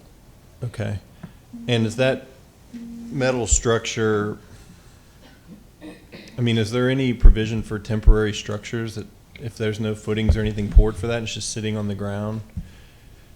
Tawanda Anthony Land Development, they would need to pull a permit and go through permitting for that structure once it's approved. Okay. Okay. But the shed is not before us today. Got it. Okay, so really it's the metal in the middle that we're concerned with, and the front Yes. carport. Okay.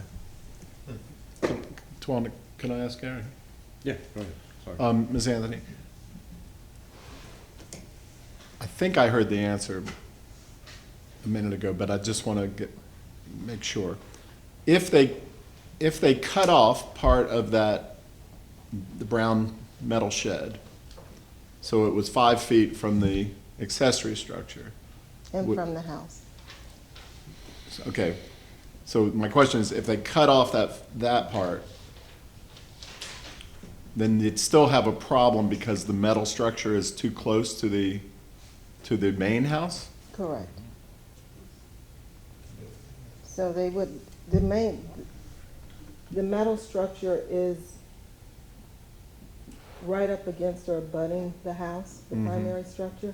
So they're here because of that setback issue, and to reduce that setback, they need 5 feet from the primary structure to the metal structure, as well as from the metal structure to the shed. And what if this was, just for argument's sake, what if this was canvas? And what if it was canvas up on poles? If it were a temporary structure that they could remove, then they would be okay. But if it's a permanent structure. So the fact that we see metal poles with a metal roof makes it a bit more permanent? Correct. In the code's eyes? Yes. Okay, thank you. Ms. Anthony, so, I mean, it still needs permitting, building permitting, the square structure in question. It's not really, I mean, you can't call it permanent yet because it's not a permitted structure, correct? And in order for it to be permitted, obviously they have to get setback relief. So I get that. I have one other question relative to where this conversation's headed. There's another structure that says covered area that I haven't heard any testimony about on a site plan. Does it exist? Do you have the site plan? Or the survey, I should say.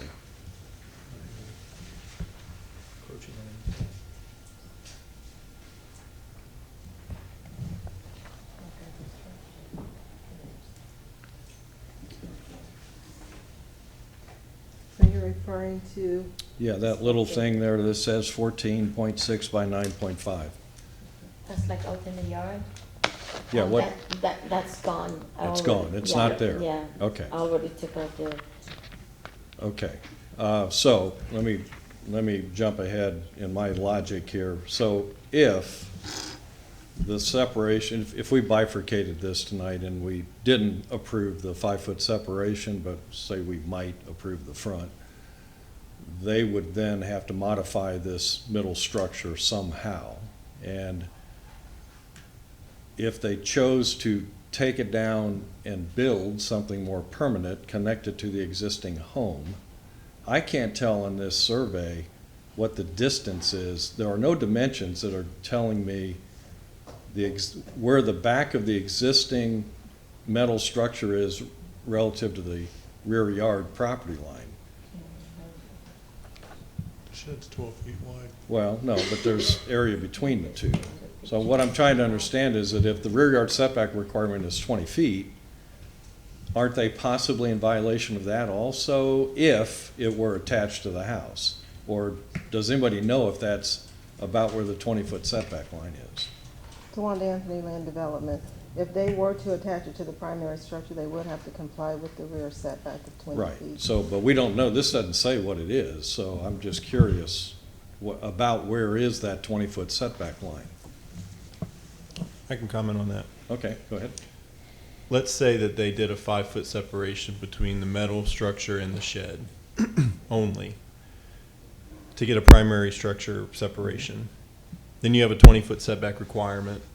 You have a 12-foot wide shed per the site plan. You'd have a 5-foot gap that's 17 feet, and they said that it complies with current setbacks of 3 feet, so that's 20.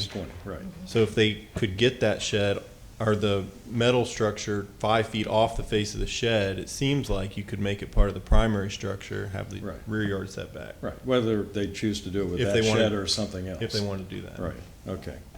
Does that sound relatively accurate to you? Towanda Anthony Land Development, I was going to say the exact same. Okay.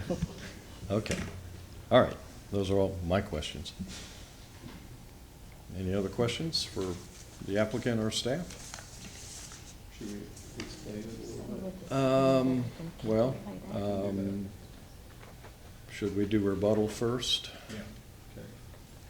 So you have 5 minutes for your rebuttal to everything you've heard. Well, I know what you guys saying, but I would like to keep my structure the way it is because, when I come out my door, for the rain, so I enter, my little comfort zone out there, so, and my cat live out there, so I don't know, if I have to remove it or, make it small, I don't know if that will work. Is that all that you want to add, or? And I would like to keep my carport the way it is. I mean, it's not very big, So I'm asking if I can keep my structures the way it is, Okay, and again, we have to make our judgment based on hardship. Yeah. So if you knew the board was going to vote no against you, you would want to tell us what those hardships are. Why does it have to be exactly where it is and it can't be somewhere else, maybe? Well, coming out my back door, it's convenient for me right there. If I was to move it, then it would be further away from my house and it wouldn't be, convenient for me for the rain and, beating into the structure. So, And there's also a pre-existing patio area underneath the metal structure. And so that also provides the, I guess, what do you call it? Protection from the rain and shine in that area as well. So that needs to be in that certain area, as well as connecting to the shed and to the house and providing the protection from the rain. And also the carport is in line with the driveway, and it doesn't make sense to place that anywhere else than where it is. And also it's a pre-existing structure from more than 24 years ago, before we even bought the house. That ends my statement. Okay. Clarification you want to make? Yes. What we were discussing is if you moved your metal structure in the backyard all the way up to where it's touching your house, okay? Then the concern for us would be the distance between the back of that structure and your shed. So I don't know how much it is now. It looks like maybe a couple feet from the pictures. What we're saying is if you could make the distance, yes, that picture right there, of the metal shed from the built shed to be 5 feet, which is about this much. Sure. then it can touch your house on the other side, and you'd be fully compliant, assuming that the back is 20 feet from the property line, with all of these code issues, and you wouldn't need the variance. Okay. So you can still request a variance if you want to keep it just how it is, but if you were to get denied of that, then your solution could be to create a 5-foot gap from that building to that building, and Okay. still have it attached to your house where you can come in and out of the rain and be compliant. Now, that doesn't address the front carport, but certainly the back. Does that make Sure. sense? Yeah. Okay. And then on this picture, I mean, right here, let's see, are you seeing what I'm pointing at? Yes. At this area right here, that's what it exactly looks like on the opposite end. And so what you're saying is this needs to be touching. No, it doesn't. Other side. Yeah, Five feet I'm away. trying to Yeah. speak Yeah. in theory because we can't see the other side of the house. Right. But in theory, we need this section to touch the other side of the house. It doesn't have to. The other I'm side, saying if we want to. the other but side is your here, choice. there She was should be talking 5 about feet. rain and things like that. If you want to touch the house, that's fine, so long as it's permitted and it's 5 feet off of the shed. The shed is the gap between the shed is the one in question in this scenario. Okay. And just to clarify, the 5 feet is measured from the overhang, not the building You wall. mean here? Yep. Not Correct. here? Not the wall, right. It's the 'Cause, overhang. You know, we have the distance here. It appears you have something close to it, but not with the overhang, okay? And just to maybe clarify or correct what I just heard, if you choose not, because you're here tonight and you're not attached to the house, we have to make that decision tonight also. We can't make it on the promise that you might change it. Right. So you have both ends of this in play with the 5-foot rule, okay? And that, the board can consider what we call bifurcating the two setback requests and vote on one separate from the other. So the board has that ability to do that, and we might choose to do that tonight. So anyway, with all this understood, do you have anything else you want to say? Oh, John, go ahead, real quick. You did a notice to your neighbors. Yes. Did you get any response from the neighbors or the neighborhood association? I have a list of signatures, and only one person had called because they didn't understand what the poster was about, and he said he okay with what I was doing. So the one person who called was okay with it, and then the other, you went around and got signatures in support from your Yeah. neighbors, immediate neighbor Yeah, on both sides, the back and the side? Nobody had any problem with it? no. Okay. And how did this come up? Just a city person, a city Well, car drove? somebody called in and said that I was building, a structure in the back of my house. And then the So city? I was just repairing, my old structure, so. So And I then, wasn't aware that I had to pull a permit, to redo my structure. okay. Any other questions? May I, Mr. Chair, Ms. Anthony, may I ask you a question, please?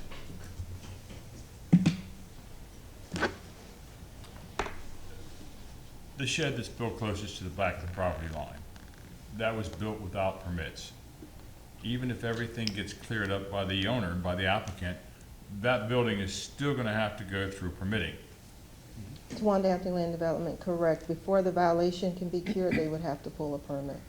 So, my point being that anything that is to be done by the applicant, everything is gonna have to go through permitting. Correct. I hope you understand. One more. One quick comment, just so you understand some of the reason for this, because it may sound arbitrary, all these distances and the eaves and all. It's all about the spread of fire. If you were to have a fire in the house, it could spread to the shed, which could spread to the shed, which is 3 feet from your neighbor's property. And so I just wanted to explain, the reason it's roof edge to roof edge and the reason that these little gaps matter, it's about the spread of fire. So, just so Thank you you have a for reason explaining. behind it. Okay. Is there a motion to close the public hearing So and moved. to move to board discussion? So moved, all in favor? Second? Aye. Aye? Okay, we're in board discussion. Anybody want to make a motion? Well, I'm going to violate my own little rule there, but just in regard to discussion, And you bring up a good point, and that's why we have architects on board to tell us why these things are in our code. However, the fact that this is a metal structure, I mean, I know that the flame could get sucked through and that sort of thing, but at the end of the day, the metal is not like wood or other materials. They're going to readily burn and transfer. So with in light of that, I would be okay with approving this strenuously conditioned on the fact that it would never be enclosed. You know, as we've seen in many, you know, parts of town, you know, a little shed like this then gets enclosed, then becomes this, then becomes that, and pretty soon you've got a lot of structure on the house. But this one we've caught early enough, and I think as long as it's understood that it would never be enclosed, and I think that she volunteered that as well, I don't have a problem with it. And then looking at this rear structure, it looks like it's a great improvement over the one that was there, as the testimony has been, and it also looks pretty well built. I mean, obviously it's not our place to as Joe indicated, we're not the building department, but it does look pretty decent. So between all of that, I don't really see the point in making her slide it forward or slide it forward a couple of feet. I think that's what a variance is about, and I believe that she could meet the hardship criteria in my mind. I think we found a relatively workable solution to a situation where there appears to be very little hardship of the property or the structure. So in my opinion, we should probably proceed down that route. Paint is flammable, by the way, the roof's painted. And not that I think it's really like a huge hazard, this structure, but either way, we have a way to make it compliant without too much detriment to the applicant. And we haven't heard really any hardship on the property. So now the front carport was not self-created, has not had any direct neighbor opposition, so I don't have any issue with that. When you say you have a way to make it compliant, Yeah. I think your motion in the backyard is going to be to deny. Yes. So that's not exactly helping her make it compliant, but anyway. Sure it is. Anybody else have comments or questions? Thank you, Of Mr. the Chair. board? I keep going back to, would this be allowed if it was brand new construction? I would like to bifurcate, I personally would like to bifurcate this, leaving the front carport as is, and then granting enough time, then allowing the petitioner enough time to reconsider what they want to do with this very, very large carport that was put back there. It may not be catching on fire, but the contents underneath probably can. So I would prefer to bifurcate this, give the applicant enough time to go back to permitting and to make sure this is designed and done correctly. Council, I have a question. If we did approve the rear yard structure, we're approving the site plan. So if that structure was deemed unpermittable and it had to come down and they wanted to then erect something more substantial, could they not fall back on the approved site plan, or would that cause a new site plan? No, once the site plan is approved, it runs with the land, it's not structure dependent, and so they could continuously build new structures in that location, meeting those variances. Okay, all right. So that's my comment to the board, is that I'm the contractor up here. I don't know if they're gonna be able to get a permit on this existing structure the way it's built. Maybe they can. Didn't hear any testimony about the foundation aspects and whatnot, but I would be concerned that if just on the technicality that it didn't or couldn't meet code, they had to tear it down and rebuild it, then obviously that falls back to your situation, where if they came in ahead of time and asked for forgiveness versus whatever, we'd say, why has it got to be so big? What's the hardship? Why can't you maintain the 5 feet of separation? Why can't you attach it to the house? These are all the things that most people would do on this kind of property. So I'm inclined not to support the rear yard at all, but I can deal with the bifurcation, I think, on the front. To Mr. Citro's point, though, if, let's say we did a continuance just on the rear to give them more time, and they figured out some way to make it comply, taking off the 5 feet or whatever, can they just withdraw the remainder of the variance? Okay. Yes. And the result would be the same as denying it. I think. But if we approved it, then we would be approving construction in that site for eternity, essentially. Unless you specifically identified it as a metal structure with metal posts and that sort of thing. And the applicant was okay with that, then that could be a condition of approval. So, just so they wouldn't be able to build some massive thing they're carrying with walls and everything else. But I'm not hearing a lot of stuff in my favor, so whatever. All right, does somebody like to make a motion?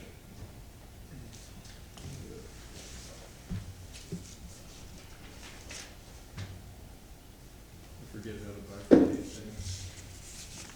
We'll have help. Do we even need a bifurcate when we just seek to approve one portion of it? You could just do it as a motion to approve one portion of it, and then just approve one part of it? Just approve one part of it, and then if they would have to renotice in order to re-up the other variance whenever they determined that. Okay, that'd be easier to renotice and reapply if they needed to than to fight a denial, right? Okay, so that's probably more beneficial to them. Well, I mean, to keep it open-ended. if we did bifurcate and we did deny, they could appeal that denial to city council. But they'd have to do it immediately, 10 days. They'd have 10 days to do it. Yeah. Whereas if we do it the other way, it's like starting all over. It would be starting all over in that they would not need to pay a new filing fee. They would have an existing application, Okay. but they would need to renotice when they were ready to come back at that Okay. juncture.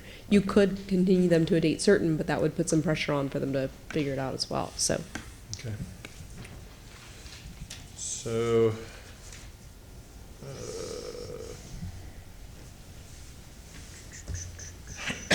I move that variance VRB 1892 located at 10404 North 21st Street is depicted on the site plan presented at the public hearing for a reduction in the front yard from 25 feet to 18 feet with encroachment of eaves and gutters, with the condition that the front yard carport never be enclosed.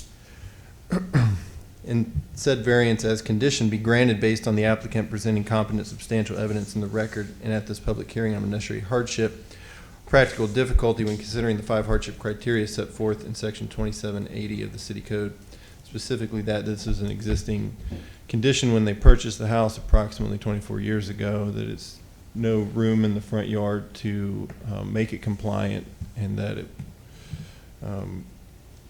is used for parking of the car for rain and sun. Second. Is there any further discussion? John? Just, it's my understanding, and I just wanted to tell the folks this before they left, that it doesn't sound like the board's going to approve the brown structure as related to the closeness to the little new shed. So, as mentioned, you possibly could slide it. Okay, pick it up and slide it toward the house so it's 5 feet away, eave to eave. Or, like I said earlier, maybe cut it and have it crimped with new posts so it's 5 feet. So I just wanted to put that in your head as options. Okay, thank you. All right, all in favor say aye. Aye. Any opposed? Nay. All right, I denied the motion. he denied the motion. Okay, so you're approved on the carport by a vote of 5-1, and there was a no vote? We only approved it in part. We only approved it in part. Okay, so do you understand what your options are going forward? Not clearly. Okay. Your variance for your carport in the front yard was approved. So you are fine on that, other than you still need to go through permitting. The board has provided you an opportunity to go back and see if you need to have a variance, if you can adjust the location of your structure in order to provide the 5-foot separation between your metal shed in the back and that shed. That's just a metal shed, like you were saying, just make it 5 foot. Correct. That would correct that. Correct. And if you determine that you cannot do that, then you can renotice and come back to the variance review board and request the variance again. Okay? But that's only true if you attach. Yes, you would have to attach that structure to your main structure. You could also build something attached to your home as long as it was 5 feet. So you could do something attached to your home that would provide you the shade in the back there, as long as it provides 5 feet between that and the shed. Okay, so you're saying if I remove the metal shed, I can rebuild something back there, but connect it to the house? You could either remove the metal shed and build something new, or if you can adjust your metal shed back, if you can pull it back against the house and attach it to the house, and then provide the 5 feet between that and the shed that you So I have rebuilt. to attach the metal carport to the house? Well, it sounds like you want that because you testified for the rain, Right. accessing Yeah. outside without getting rained on. So it would be a So good this- idea. Mhm. Okay? Yep. Okay? And you're saying that if I want to remove the carport from back there, I can rebuild something? As long as you meet the zoning setbacks. Yes. And permitting. And permitting. Get a permit. Get a And permit. permitting. Well, yeah. Get somebody who knows what they're doing to help you. Yeah, Okay? but the structure, if I want to rebuild, then I have to attach it to the house, or it doesn't have to? Well, you could be 5 feet away unless that creates an accessory structure issue But if with it's two. close to the house, it has to be connected? If it's closer than 5 feet, it will need to be connected. Okay? I just have a quick question. What is the definition of connected? Like I know it sounds very simple, but like it's already close enough to the house. Okay, sir, it's not a Q&A session. And this board does not provide interpretations of the code. The interpretations must come from land development. okay. Okay? All right. Thank you. Thank you. Thank you, thank you so much. Sorry about that. You're welcome. Appreciate it. Thank you. All right, the next case is VRB 19-36. That's yours? Thank you. Tawanda Anthony Land Development, this is item VRB 1936. The property is located at 2601 West Powhatan Avenue. The applicant is seeking to reduce the side yard setback from 7 feet to 5 feet and reduce the rear yard setback from 3 feet to 1.9 feet to construct a single-family residence. The lot is zoned RS50 and the house was constructed in 1927. The applicant purchased the property in 2017. A lot split reconfiguration was also approved in 2017. The variance request must be approved or existing structures demolished prior to the division of the lot. And that was a condition of the lot split determination. Here's an aerial of the site, West Powhatan. Here's a view of the front of the property.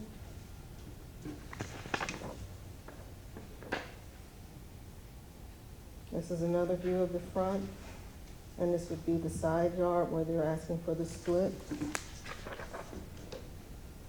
And this is a view of the rear of the property. This is the shed that they're requesting the 1.9 setback reduction.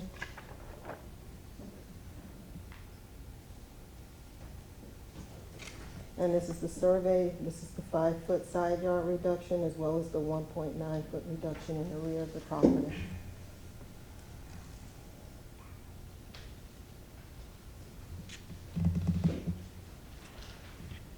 Any questions for staff? Yes. Mr. Chair? Yeah, go ahead, John, I'm sorry. The lot split, it says approved in 2017, although it has an 18 number, FDN 1801.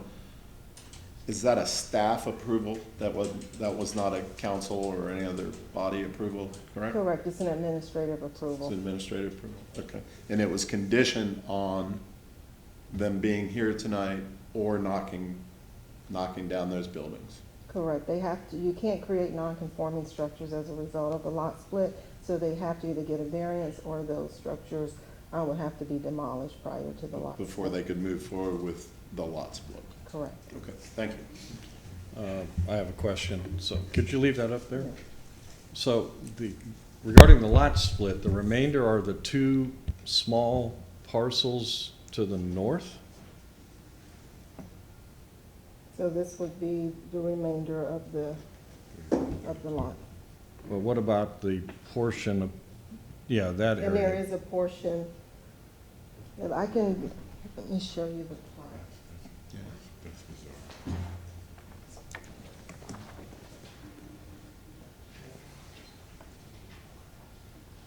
So this is the lot in question, and this is a portion. Can you slide it up? Yeah, slide it up a little bit, please. We can't see the bottom. Keep going. Keep going, keep There going. you go. There you go, that's good.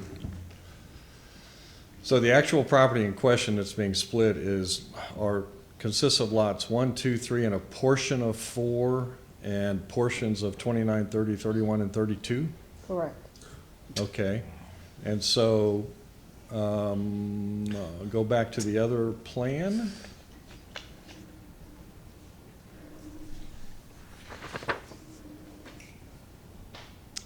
So obviously, lot 3 and portion of 4 is a conforming by itself, not even taking into account lot 30. Is that a conforming RS-50 lot? Based on the formal decision, they can create two RS-50 legal lots. They can? Correct. Yeah, okay. So the issue isn't on the lot split side from a setback or size standpoint. Lot 3 and portion of 4 are not an issue, but the issue becomes the portion of 30 and 31 and 32, which are much deeper than what this drawing shows. Tawanda Anthony Land Development, I would let the applicant speak more to how the lots were reconfigured. Okay, all right. But what's before us is the side setback, just this notch here. That's Right. encroaching into that side setback. Well, yeah, my question is trying to understand why they need the setback relief if they're creating additional lots that are big, or bigger, or big enough. Never mind, we will ask the applicant. May I, Mr. Chair? Go ahead. Ms. Anthony, if you can put that back down there, please. The line above the top of the garage there on 31 and 32, is that an easement going through or is that a fence? That's a fence. Okay, now the Y-shaped on the sides of the property, is that easement going through the properties? That's a power line. Those are just power lines? Yeah, I think so. Yeah. Yes, that. Okay, thank you. All right, applicant, please come forward. Please state your name, address, and if you've been sworn in, you have 10 minutes. Good evening, my name is Gianni Dominguez. My address is 5415 North Pat Avenue, Tampa, Florida 33614, and it's work. And this is my husband. He's kind of little speaking English, but he can understand some questions. Hi, good evening. My name is Roberto Llanes. I live in 5415 North Pat Avenue, Iswell. Thank you very much. Yeah, you're welcome. Okay, go ahead with your presentation. Okay, basically, we purchased this house and we got split the lot because our future is to build a resident house in that empty lot, and after that we build a new resident house in that empty lot, then the current structure could be demolished and build another new resident house. But for now, we want to start from house 1, of course, for the money. And then after this, the current house is already rented. And of course, we are paying, all the expenses for insurance, for taxes, for everything. And in the future, like I said, we want to demolish that house that is really old and build a new house. In the future, could be 2 single houses in that 2 split lots. And the proportion for the backside setback, from 3 to 1.9 is basically because we have, it's like a storage, doesn't have electricity, nothing. And of course, we want to demolish after that we finished or almost finished with other construction. The proposal for that shed, for that storage, is to put the kind of material that can be damaged if we leave it outside. And of course, it's because it's not nice to let all the mess, of course, it's no mess, but cement, drywall, all that kind of stuff that could be damaged with the outside.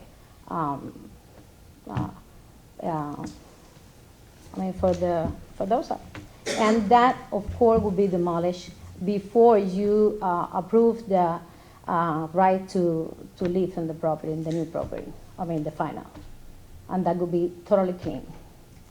And we spoke with the closest neighbor, the back from the north side, and at the front from the corner of Henry and St. Pete and Powhatan. We talked with them, and they signed some letters that I have here. I can pass on. I have 3 neighbors. I explained them what we are thinking to do, and they don't have any problem. Opposite, they are really excited because they don't like the way that the old house looks, and it's a couple new houses in the neighborhood, and they are excited because, of course, bring more value to their property as well, and the neighborhood. You can get this signing letters. And basically,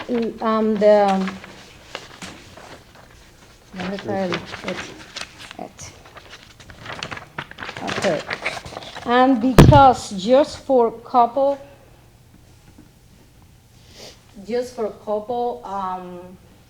feet, let me see, I put it opposite. Yeah, just for couple feet, I can split the lots, and we are talking about only 2 feet, and could be a new structure. And in the back is the shed that I'm talking about. It's right here, of course, I'm sorry. And this one is the one that goes directly to the neighbor that we spoke to him as well.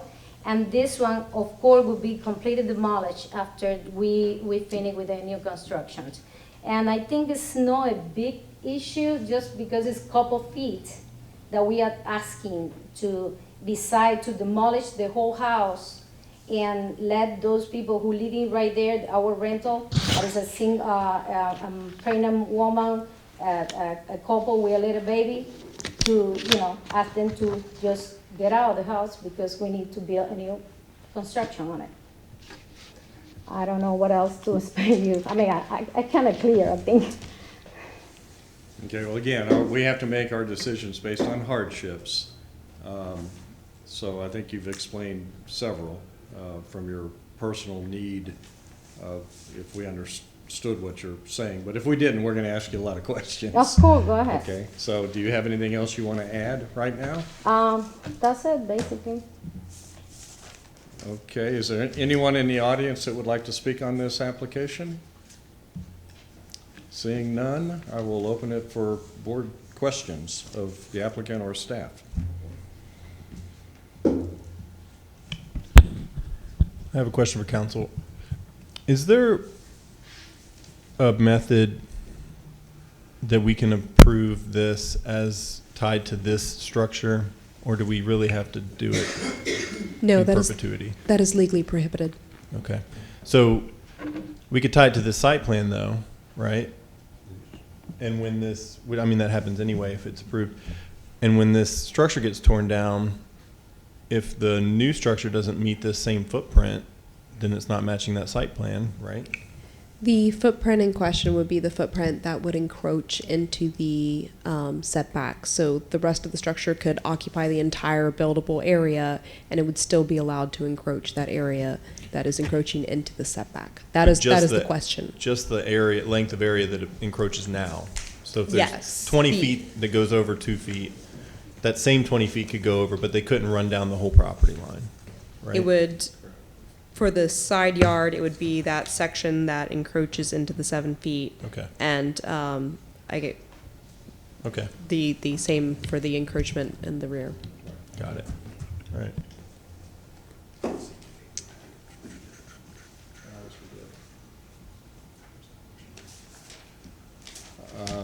Any other questions?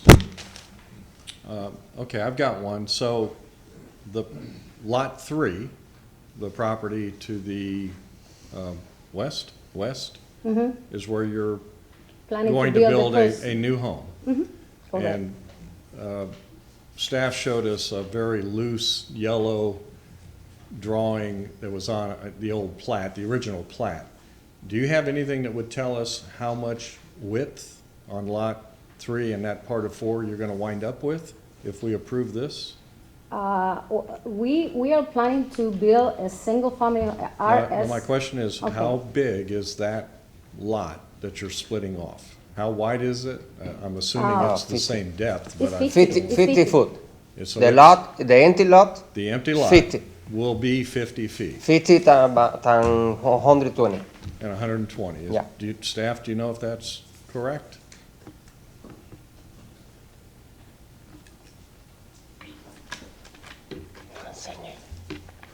Tawanda Anthony.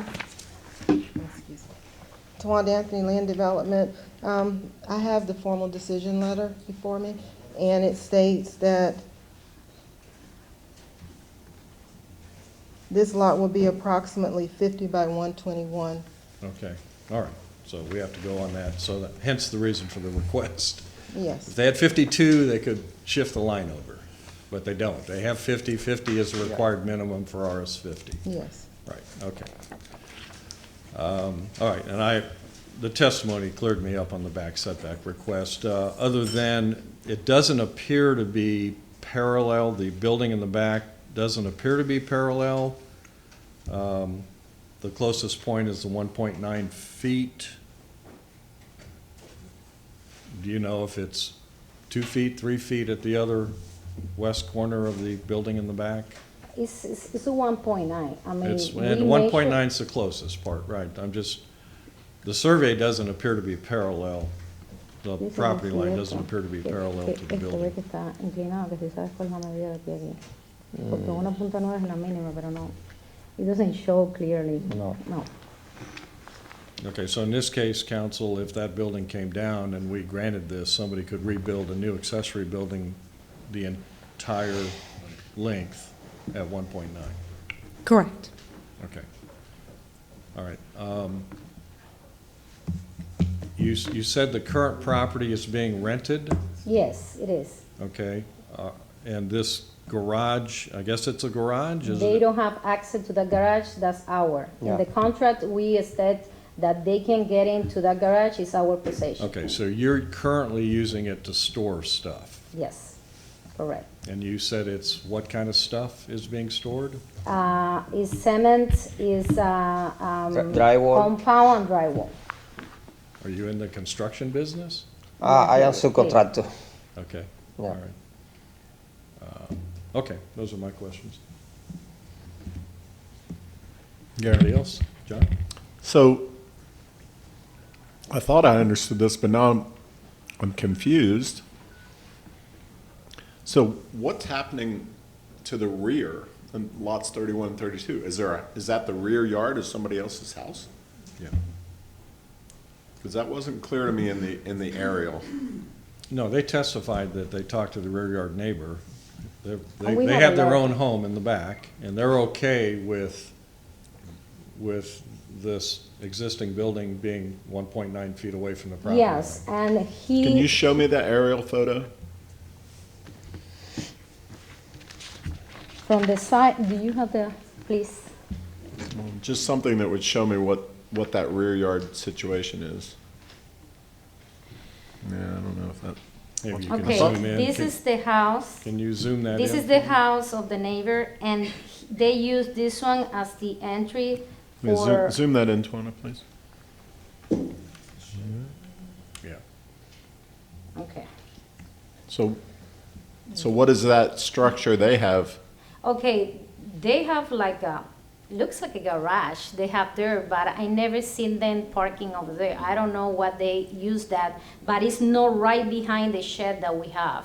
Right behind the shed that we have is an empty driveway. That's where they use to park. Only So this- one car. Yeah, this isn't their backyard, this is more like their Well, side. It's like their side they yard. enter. They enter for the size sometime. Yeah. I mean, Right. Okay. And the letters, the 3 letters you gave us was one of those? yes. Yes. The rear? Yes. Okay. Yeah. He is only concerned about don't take part of my property. I said, of course not. That's illegal. This is, excuse me, this is, the letter is for this neighbor, the other one is for the front neighbor, and the other one is for this neighbor. Okay. All 3 corners we call Yeah. it. Thank you.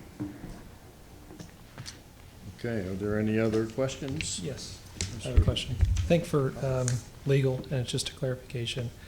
I thought I originally heard you say that if we approve the rear yard setback, it'd be for the existing structure, the footprint of the existing structure. And then I thought a few minutes later, you said it would be for the width of the property, the 50-foot. So is it the existing structure footprint or the 50-foot width? If the approval is tied to the site plan, which is what is typically done, then that entire area that shows being within the 3-foot setback, that entire area could be rebuilt in that setback area. Just within the footprint on the site plan? Right. Okay. Yeah, I guess my concern was, I know it's only a foot, but if then they could build a structure that's twice the size all the way across the back. They can. All right, so actually, I'm actually going to step down to the. Oh, you're going to go Oh, testify? okay. All right. I'm going to go testify. Thank you. I just want to be clear, and I think visually might be the best way to do it. Okay. Thank you. And like I say, we only want to use the, I understand that in the future, because you approve it, someone can build bigger stuff there. And like I say, you can put, I don't know, is an amendment or something that, like I say, before we do the, how they call? The CO. Before we Before do the that, CO, this one had to be demolished. You can demolition, I don't have We any agree problem with for that. demolition the structure. Okay, well, she's going to help, she's going to tell us, because we're not sure. She's Okay. going to help us. Yeah. Okay. And for the record, Kristen Mora, Legal Department, the way that it is interpreted is all of the area that encroaches, let's say this is the 3-foot setback line, we're just going to say, this area, all the area where encroachment is shown can be rebuilt. They are not tied to this footprint. They could rebuild the entire structure. I mean, it'd have to be an accessory structure, so obviously it's gonna have to meet the maximum structure requirements or it'll need more variances. But they can build a larger structure. They just can't encroach any more than what is shown here, the same with the house. This entire area that encroaches, they will be allowed to build back. They could then build the house everywhere else within the area. So they're not tied to this footprint. The only place they're tied to footprint is where they are encroaching within the setback area. Is that clear? Yes. Do they understand? Do you understand? Yes. Okay. Thank you. Any other questions? Okay, Speaker, you have 5 minutes for rebuttal, meaning you can speak again about anything that you've heard, any questions asked. Okay, yes, I understand what is the point and the future, because of course, this one is related to the future, what will happen after. And like I said, you can put, I don't know how that works, how you guys work on the papers, but you can put like an addendum or something that said, we can approve of this if that won't be demolished, or this structure could be a temporary, or probably, I don't know, I don't have any other idea. I don't know how the law work on it, but I understand your point. And if it's a big issue that I can separate my lot because I had to demolish that, I mean, unfortunately, I had to do it. Well, what can I do? But it would be really, really sad because all the material, everything, and it's like I say, it's temporary. Does that conclude your 5 minutes of rebuttal? Do you have anything else you want to say? You still have 4 minutes. ¿Qué vecino? Yeah, and I speak. I mean, the worst part is our neighbor, because it could be a really a bad issue that someone could be working on the sheds with, getting material in, out, and like I said, we say, I mean, this is gonna happen. We being so clear with him, and he say, I don't have any problem with that. I'm fine, Okay, That could anything be- else? Roberto, you're understanding English Yeah, I very understand. well. I understand English. Okay, nothing else to add? No, it's okay. No. That's Okay. it. Thank you. Thank You're you. Thank welcome. you. Move to close. All right, I'll move to close for board motion and/or discussion. So moved. I'd like to make a motion, All right, all in favor, say unless aye. there's anybody that wants to talk. I don't. Didn't Anybody else see want to talk? anybody. Go ahead, make a motion. Move the variance request for case VRB 1936 for property located at 2601 West Powhatan Avenue be granted as depicted on the site plan presented at the public hearing for a reduction in the side yard from 5 feet to 7 feet and a reduction in the rear yard from 3 feet to 1.9 feet with encroachment of eaves and gutters tied to this site plan based upon the applicant presenting competent substantial evidence in the record and at this public hearing of unnecessary hardship or practical difficulty when considering the 5 hardship criteria set forth in section 2780 of the city code, specifically that they're splitting a lot, which has created a condition where the existing structure encroaches upon the newly created property lines that they intend to eventually tear down and rebuild. All right, we have a motion by Mr. Pastor and second by Mr. DePapa. Any other discussion? John? Yeah, correct me if I'm wrong, but the encroachment on the house part encroaches into a lot that they also own. So that one doesn't give me heartburn. And also, I like the fact that they're letting somebody live there, said a low-income family on the documentation and that sort of thing, and they're going to allow them to live there probably at least for another year or two until they finish house number 1. So I think that's nice, and not that that's nice as a factor, but anyway, I think that's nice, and plus, like I say, that encroachment is onto their own property. I have a little bit more concern about the other one. It is larger, as Mr. DePapa pointed out. I can't remember exactly how many feet across, but it's a good stretch. And, right now that neighbor's, says he's okay with it, but I don't know. The other part of that was the hardship didn't really jump out at me. And now I sound like Mr. Chairman. Seriously, I mean, okay, it's been used for storage, that sort of thing. They say it's going to be temporary, but who knows, stuff happens and next week it could be sold and we've got a whole different situation there. So just for that reason, I would like to see this thing actually bifurcated and just approve the house and not necessarily the garage.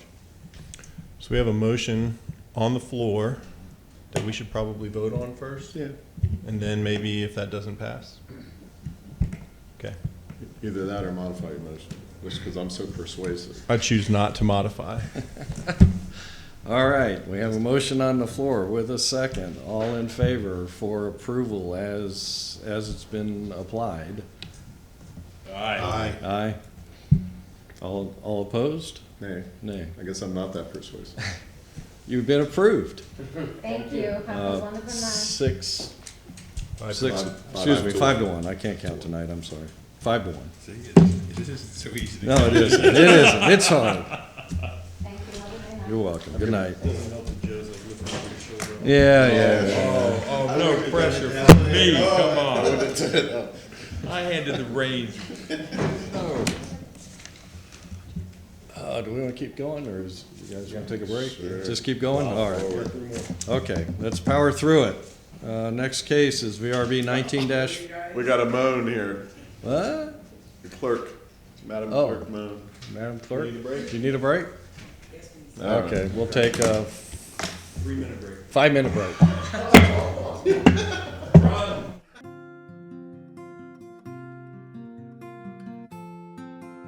All right, going to bring the meeting back to go. Some semblance of order. Next case is VRB 19-41. If the applicant is still here, please stand up to the side of the room. Thank you. Tawanda Anthony Land Development. This is item VRB 1941. The property address is 1914 West Wagow Street. The applicant is seeking to reduce the front yard setback from 25 feet to 18 feet to construct an open porch on an existing concrete slab. The lot is zoned RS 100 and the house was constructed in 1970. The applicant purchased the property in 2016.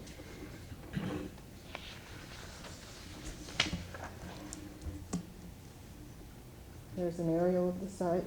Here's the property location. Here's a photo showing the front of the property.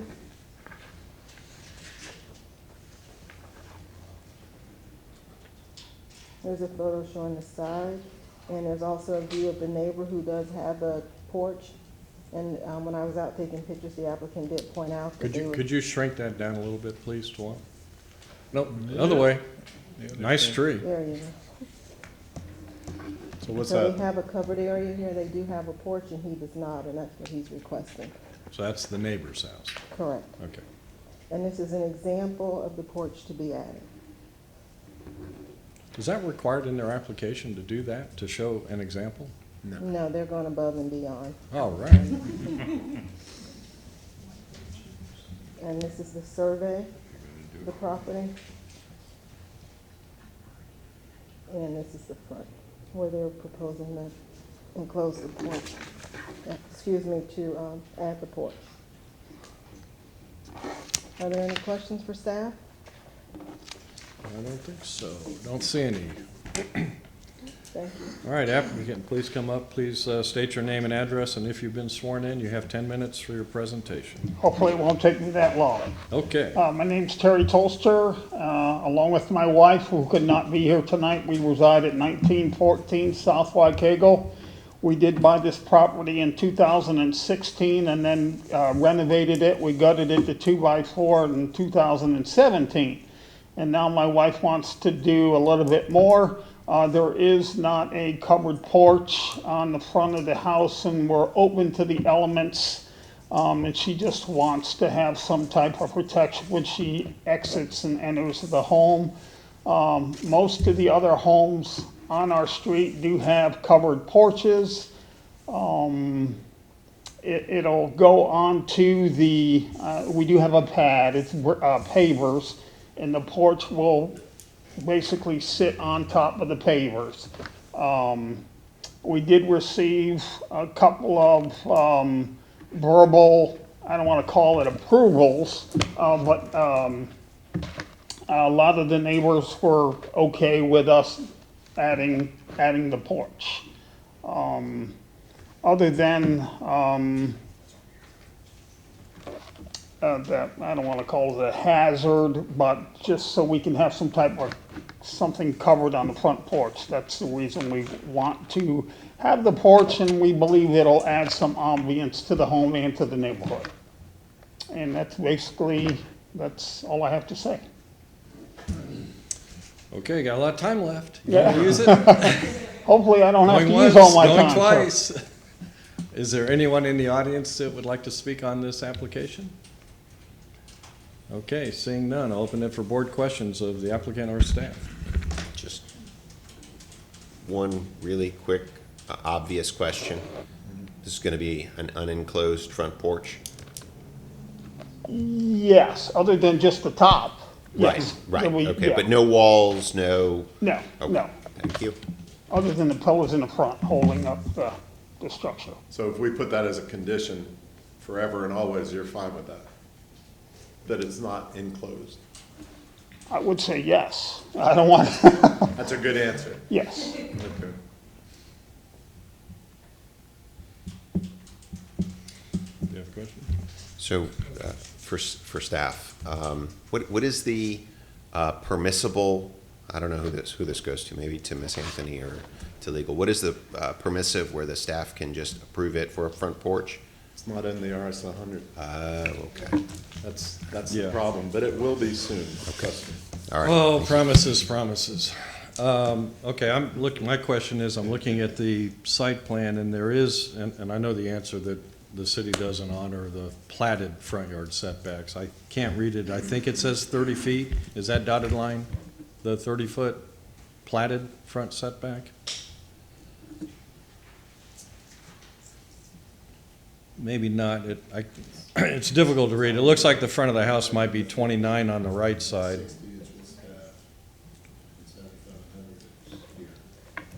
The reason for my question, I'm trying to understand how big the proposed porch is and what will, I guess the setback will wind up being the 18 feet, right? Pardon?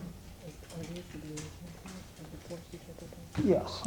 So where is I think my 25 wife feet listed how currently? much Is it the was, front of the house 66 25? by 100, which is the, So these are the dimensions of the porch. What are those in inches? 66 and a half?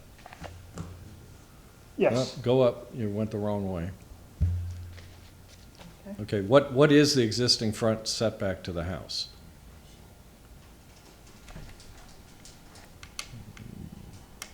Is it 23 or 25? Tawanda Anthony Land Development is 25. It is 25, okay. I 25.6. wanted to be sure we weren't missing that. Okay, so it is 25 plus, and he's proposing to come out roughly 5.5 feet. Is that correct? From 25 feet to 18.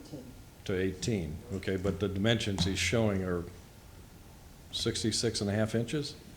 Is that what that is? That's the existing porch right now, the pavers, and that's where the porch will sit upon, the Okay. pavers. Okay, so obviously if you're gonna go to 18, you're coming out about 7 feet, so, is that correct? Correct. Okay, all right, those are my questions. Any other questions?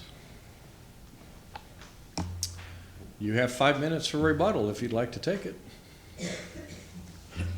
No, I think that's it. I don't think I have anything else to say. Okay, with that, we'll move to close the public hearing and move to board motion and/or discussion. Mr. Chair? Do I have a motion to close it? So moved. All right, okay, go ahead. I'd like to make a motion, Mr. Chair. Sure.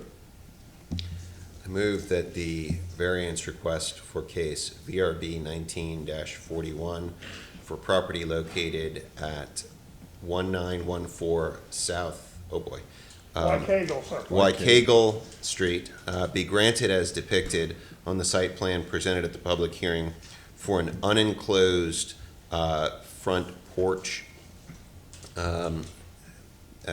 to reduce the front yard from 25 feet to 18 feet to construct that unenclosed front porch with the encroachment of eaves and gutters, based upon the applicant presenting competent and substantial evidence in the record and at this public hearing of an unnecessary hardship or practical difficulty when considering the 5 hardship criteria set forth in section 27-80 of the city code.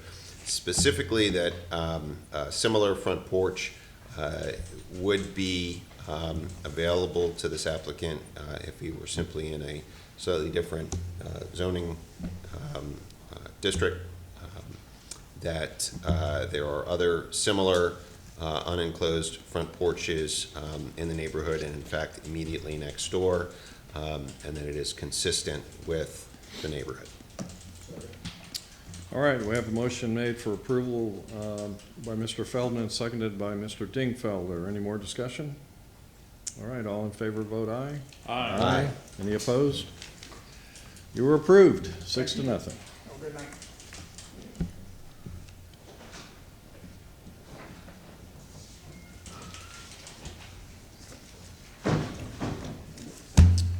Okay, next case is VRB 19-42. Tawanda Anthony Land Development, this is item VRB 1942. The property is located at 4316 West Coolidge Avenue. The applicant is seeking to reduce the side yard setback from 7 feet to 5.2 feet, and the rear yard setback from 20 feet to 4.3 feet to vest existing accessory structures. The lot is owned RS60 and the house was constructed in 1953. The applicant purchased the property in 1995. The property was cited for zoning violations regarding excessive accessory structures.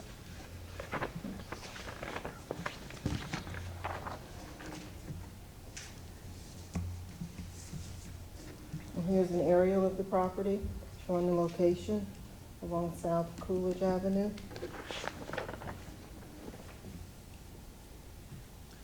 Here's a view facing the front of the property.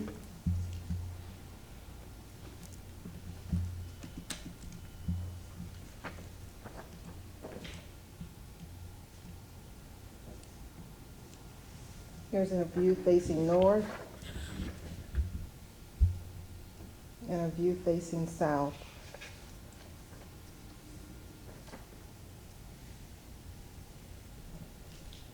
And here's the site plan showing the reductions being requested for the rear setbacks. So the rear setback from 20 feet to 4.3 feet, and for the side setback from 7 feet to 5.2 feet. Due to the excessive number of structures in the sides, they are requesting primary structure setbacks. Any questions for staff? I do. So there's another building, smaller building to the north, correct? Correct. So hypothetically, if that building weren't there, would they would still have one accessory building, and would it be over the max square footage for the district?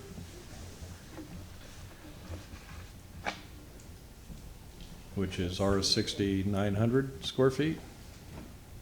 They currently total 1,046 square feet 1,046 for both, for all three structures. all three. Oh, are those two attached or not attached? Look like they're butt up against each other, but separate. Yeah, they look pretty close. Okay, well, we can ask the applicant. But they're not being cited for square footage. Correct. Good evening, ladies and gentlemen. My name's Earl Ayers. I'm at 4316 South Coolidge Avenue, Tampa, Florida, 33611. And have you been sworn, Earl? I have been sworn. Is this? No memory. I'm his wife, Donna Ayers, 4316 South Coolidge Avenue, Tampa, Florida, 33611. And yes, I was sworn in with the group also. All right, thanks for hanging in. So we're here, of course, to, I didn't think I'd be nervous, to want to keep our existing structures. We bought the house 24 years ago, and it was a fixer-upper. We fixed it up. We've made it very, very nice, and we're getting it ready for our retirement and stuff. So when we first bought the house, on the blueprint, you see that 20 by 30 garage, which you also saw in the front. This is just a front picture of the garage, as best I could take, and that was already there. And my husband fixed it up and made it all really nice. And this is a side picture of that garage, and it's detached from the house. So then, as life grew, he decided to make part of that his man cave, so we needed the room for the storage. It's got all his tools and everything in it. He's a handyman and stuff, so we added this. This is the one where you asked, was it attached? Yes, it is attached. Okay, sorry. Other way, Okay. keep going. There you go. This is right behind that garage, and it just makes it all nice and smooth together. And we replaced all the wood and built it with hardy board and stuff to like last forever. I know I probably didn't have to say that, but and then several years later, I decided that I wanted my little space because the neighborhood, it's a small house, it's 1,100 square feet. We've been fixing that up. We got a metal roof on it. And then he built me this is that other detached one, which is what I call my little she shed. And it's bubblegum pink. It's my favorite color. So he built that for me, and I just do stuff, crafts, and it's storage, a lot, it's turned into storage. And then just a couple years ago, we wanted to enjoy outside and without the mosquitoes and stuff, so we had a company build a screen room for us. Turn that 90 degrees. And this is There you go. attached to the garage, and then you can see the back part of it. The other thing that they said would probably be a good idea was like other neighbors have like sheds and other things. So I just took an aerial view from the GIS website and just kind of like circled all the other like sheds and stuff that people have in the backyard, if that is relevant, that, you know, a lot of us have. Because we have small houses, we need We need storage. and stuff like that. Well, we had a thrift store. We go to auctions a lot. So we had to have places to put everything. We no longer have the thrift store, that closed. Internet took over. Yeah, so right now we have all our stuff in there, and We're just asking to be, please keep our property. the way it is, and as you can see, we keep it up, and it's built real. It's been quite a real few nice. through a Could you few put that aerial hurricanes. back up just- Yeah. Yes, it's survived many. And then we saved up our money and we got a metal roof, and my little she shed has a metal roof also. And which one's your house? The one with the first red dot with the pool, and the other one I did a red dot because this was going to be Ayers and Pearson grandma's, but then she's the one that couldn't be seen today because of something on the neighborhood thing that went. So I was using this for hers too. We were helping her with her stuff. So that's why there's two red dots. But ours is the one with the pool. And you can't see the big, big, beautiful tree that's there. You can't see the garage. You actually can't see any of the structures, so. Okay, we need to hear about hardships, you know, what's Yeah. unique about your property, the property itself, the structures. I mean, you've talked a lot about the structures, but Right. Can you kind of try to speak to why they're exactly why you placed them exactly where you placed them? Yes, like the garage was already there. So we bought the house and it was there. He fixed it up. And then there was, and I do not have a picture of it, but there was the old part of a shack thing there. It was a dollhouse. Dollhouse Yeah. that he tore down. And then it just stayed bare for a while. And then we built that extra storage in the back to store more things. And We just kept running out of space. we're pack rats. We like our junk, and Well, I we needed a do place to keep it. construction, so I Yes. gotta keep everything dry, so Yeah, all his That tools and goes in everything there. have to be secure, and And you said the big building was there when you bought it? yes, Correct. and that was one of the main reasons we bought the house. And I do have the survey to show that from way back when, because it was like, okay, it's a small house, but hey, he's got this garage, 20 by 30 garage in the backyard, so that's awesome. And that made it livable for us, for him to have that back there. Okay, do you have anything else you want to add? everything's very well built. It's been through a couple hurricanes, big storms, so it's gonna stay there forever. Just storage. Got Okay, okay, wait a minute, okay, yeah, that's fine. All right, you've still got about 2 minutes left if you want to continue. We just request to keep it. I mean, Yeah. I wouldn't want to, I mean, if we tore it down, I wouldn't know what to do with all our stuff. I mean, I'd have to give it away, so, I mean, they're quite full, and, you know, we won't build anything else. We don't need anything else, and like I said, we've got everything set the way we want for our retirement, and 4 more years. That's all. I don't have anything else. Okay, is there anyone in the audience that wants to speak on this application? Please come forward.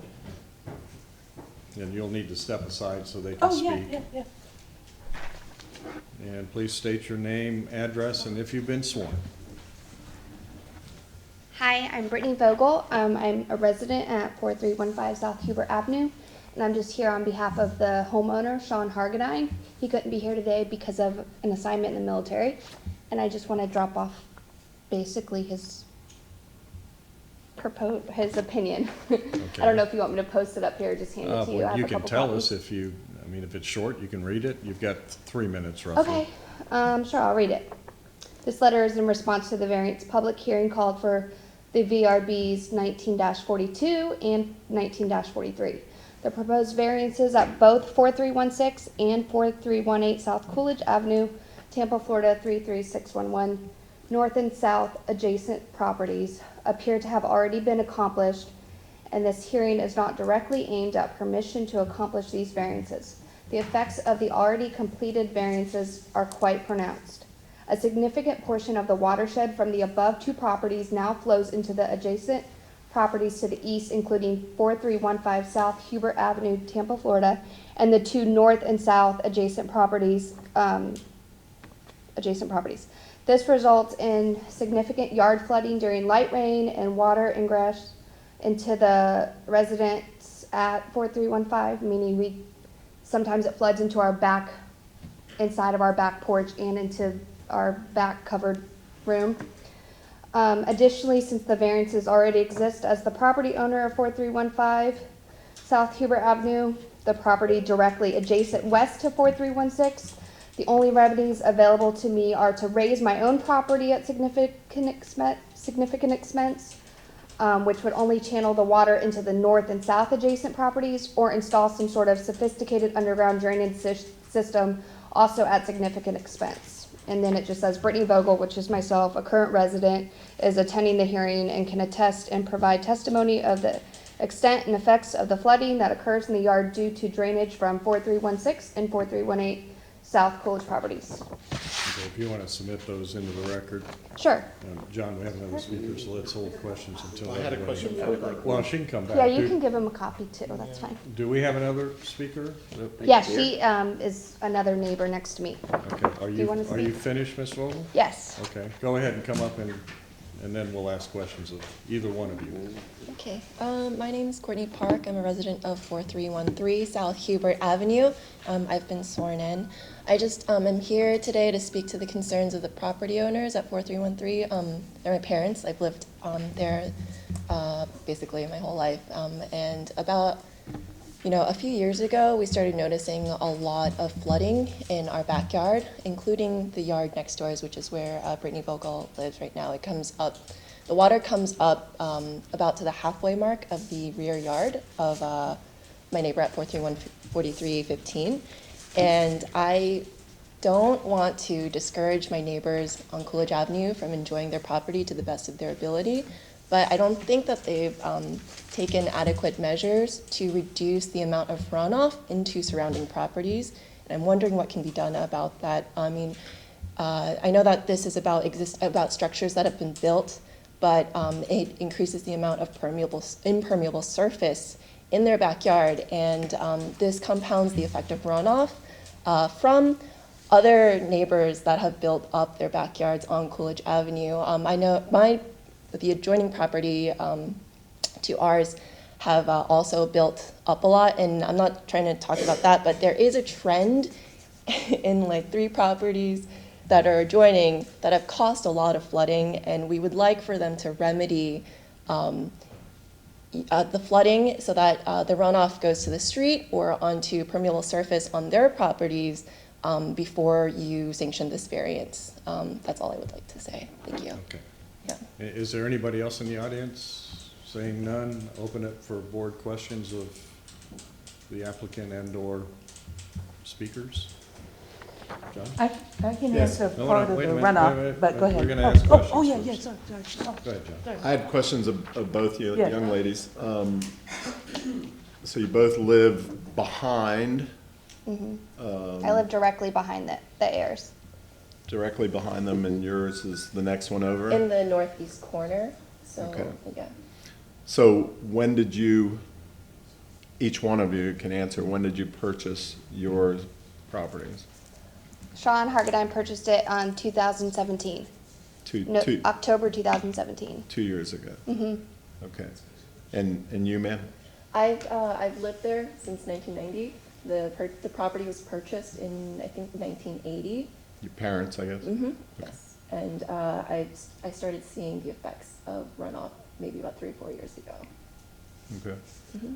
And has anybody done any engineering or anything to establish that the structures are the problem? No. Okay. No. And the reason I ask is when I look at the aerial, Mm-hmm. and I'm gonna go, now, I'm done with you guys, thank you. Okay. Thank you. Now, just one other question to you folks. When I look at the aerial, on Google Earth or whatever, it looks like, and I see the pool, and is there hardscape in the backyard? Did you all put? Pavers. Pavers? Yes. Because of The flooding. flooding, yeah. I have Yeah. 7 pumps in my Yeah. backyard. I have drains, or trenches going out to let the water drain Which out. way? Where do the pumps flow to? The street. Yeah. They go straight out to the front street. To your front, so Yeah. you had historically had.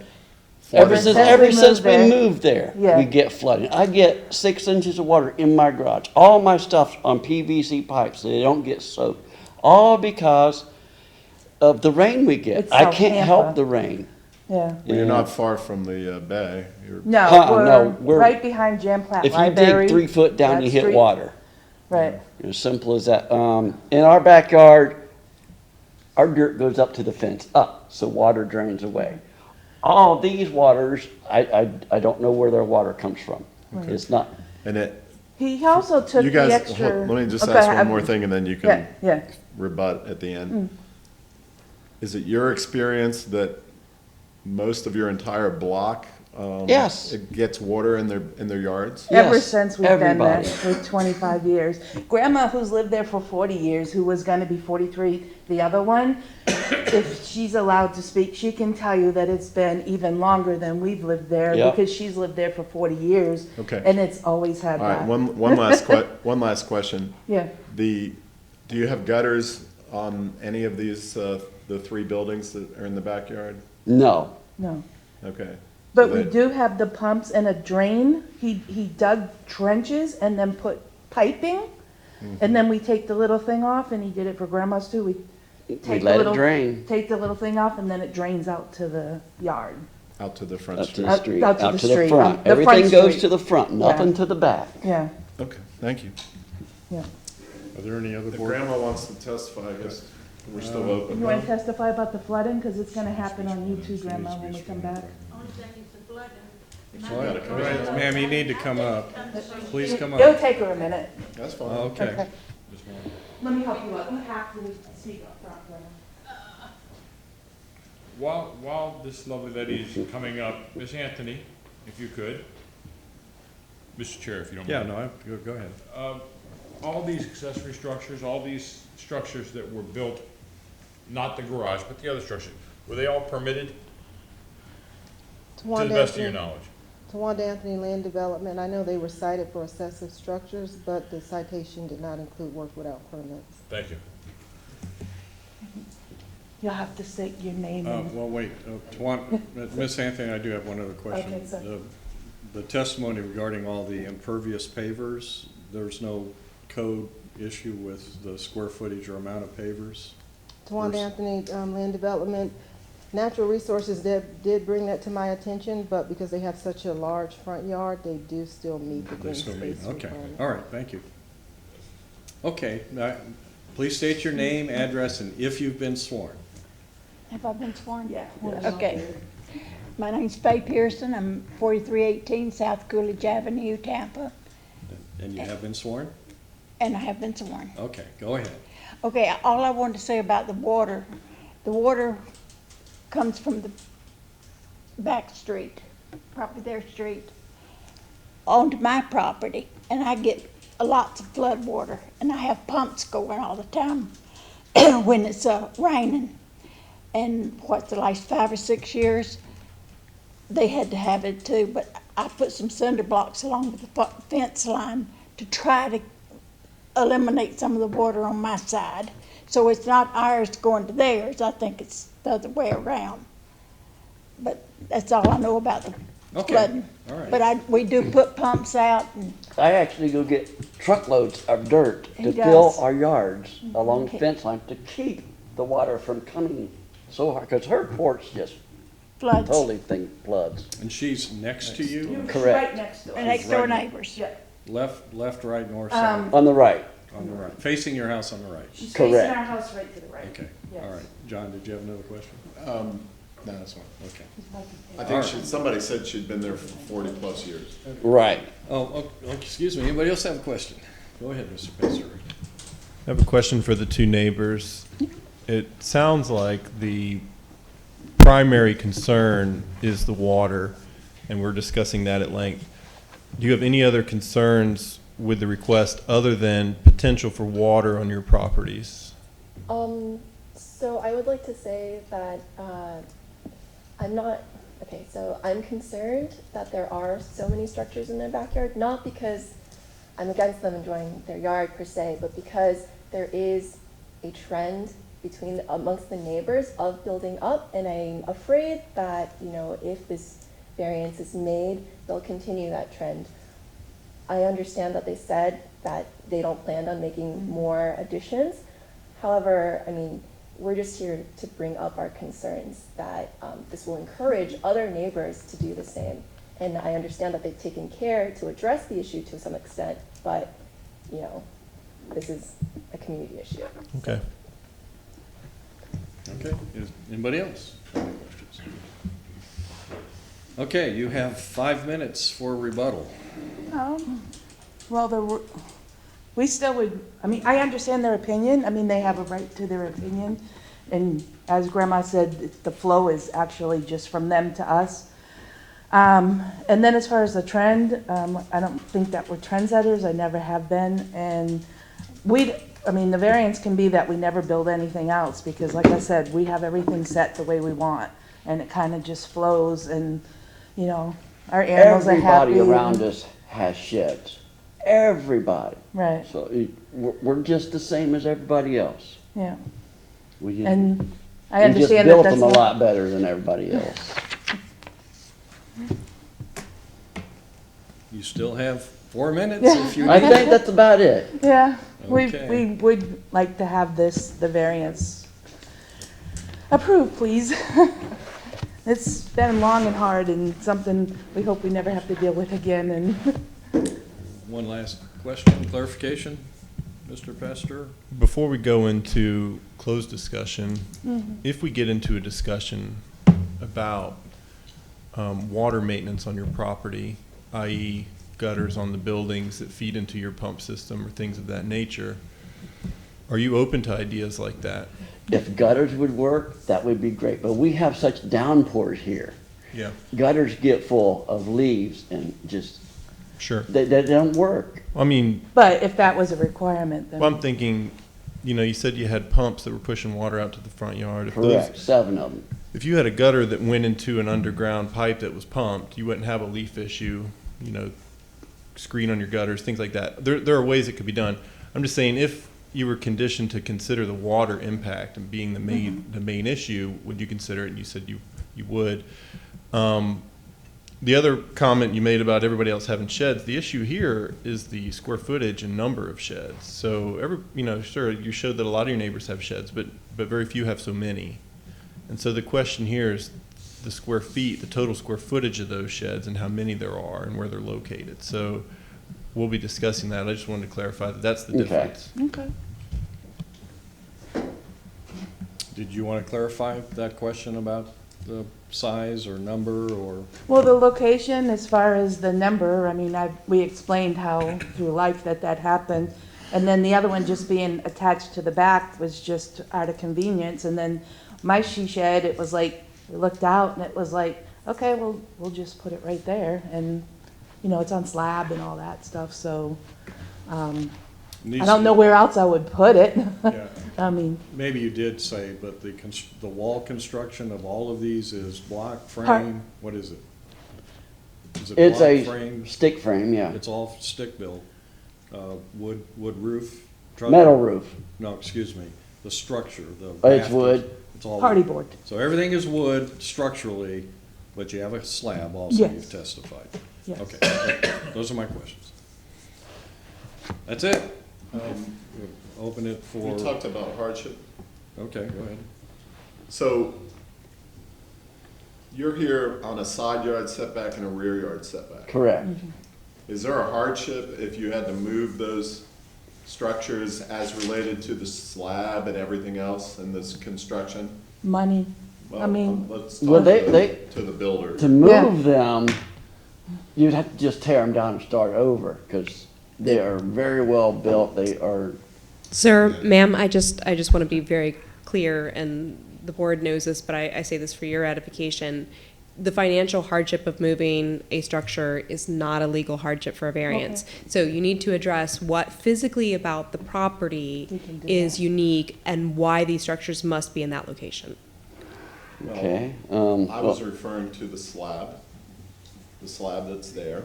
I didn't refer to money, but I was referring, well, not necessarily, because they bought it that way. So that's not self-created. But the slab that's there, and I was asking physically about moving it. I'm not asking how much it would cost. I'm just saying, is that something they could just pick up and slide over? No, it's, I thought of that, but I would have no idea how to actually pick the whole thing up and move it. You know, I was thinking of putting it on pallets, but pallets wouldn't hold that, because it's very, very heavy, very well built. And if you tore it down and rebuilt it 4 or 5 feet over, okay, and you move the other structure that's too close to the rear yard closer in, would there be a difference in terms of the alleged flooding that your neighbors are experiencing? No, it wouldn't have nothing to do Still with be the flooding. same structures, right? It would be the same. Even if they weren't there, we would still get that amount of water. It still rains, no matter what you put out there. Mr. Feldman has a question. I'm sorry, I just have to clarify one thing, since Mr. Dingfelder asked a couple of questions about this. The original garage existed at the time you bought your property. Correct. yes, sir. The additional structures and the slabs underneath them, you constructed after you purchased the property, is that correct? Correct. Okay. 2 little ones. Thank The little you. ones, yeah. And, well, plus the screen enclosure. I didn't do that. You contractor hired did that. someone. We Yes, hired a we But it hired. was done after you bought the property. Correct. Yes, Okay. yes. And that's all a part of the 1,040-some square feet. Okay. Yep. One more. Question. Tawanda, I've extended your 5-minute rebuttal. I believe it's for Tawanda. If the framed garage that was existing and then the shed behind it were not connected, would they still need the variance?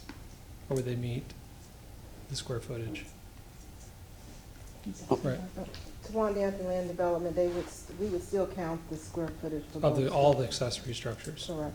And then they may need the building separation, 5 feet, variance, okay. so. Before you go, what is the maximum allowable square footage? Like, how much are we over here? Their zoning is RS60, so it's 900 square feet, and they're almost 1,100 square feet. So they're over by about 200. Okay. Okay, do you have anything else you want to wrap up or say? I don't think so. No. Okay, you've done a great job. Thank you, thank you. Hanging in there with us. All right, I move to close the public discussion, and would someone like to make a motion? So moved. Anybody like to make a motion? Would anybody like to have a discussion?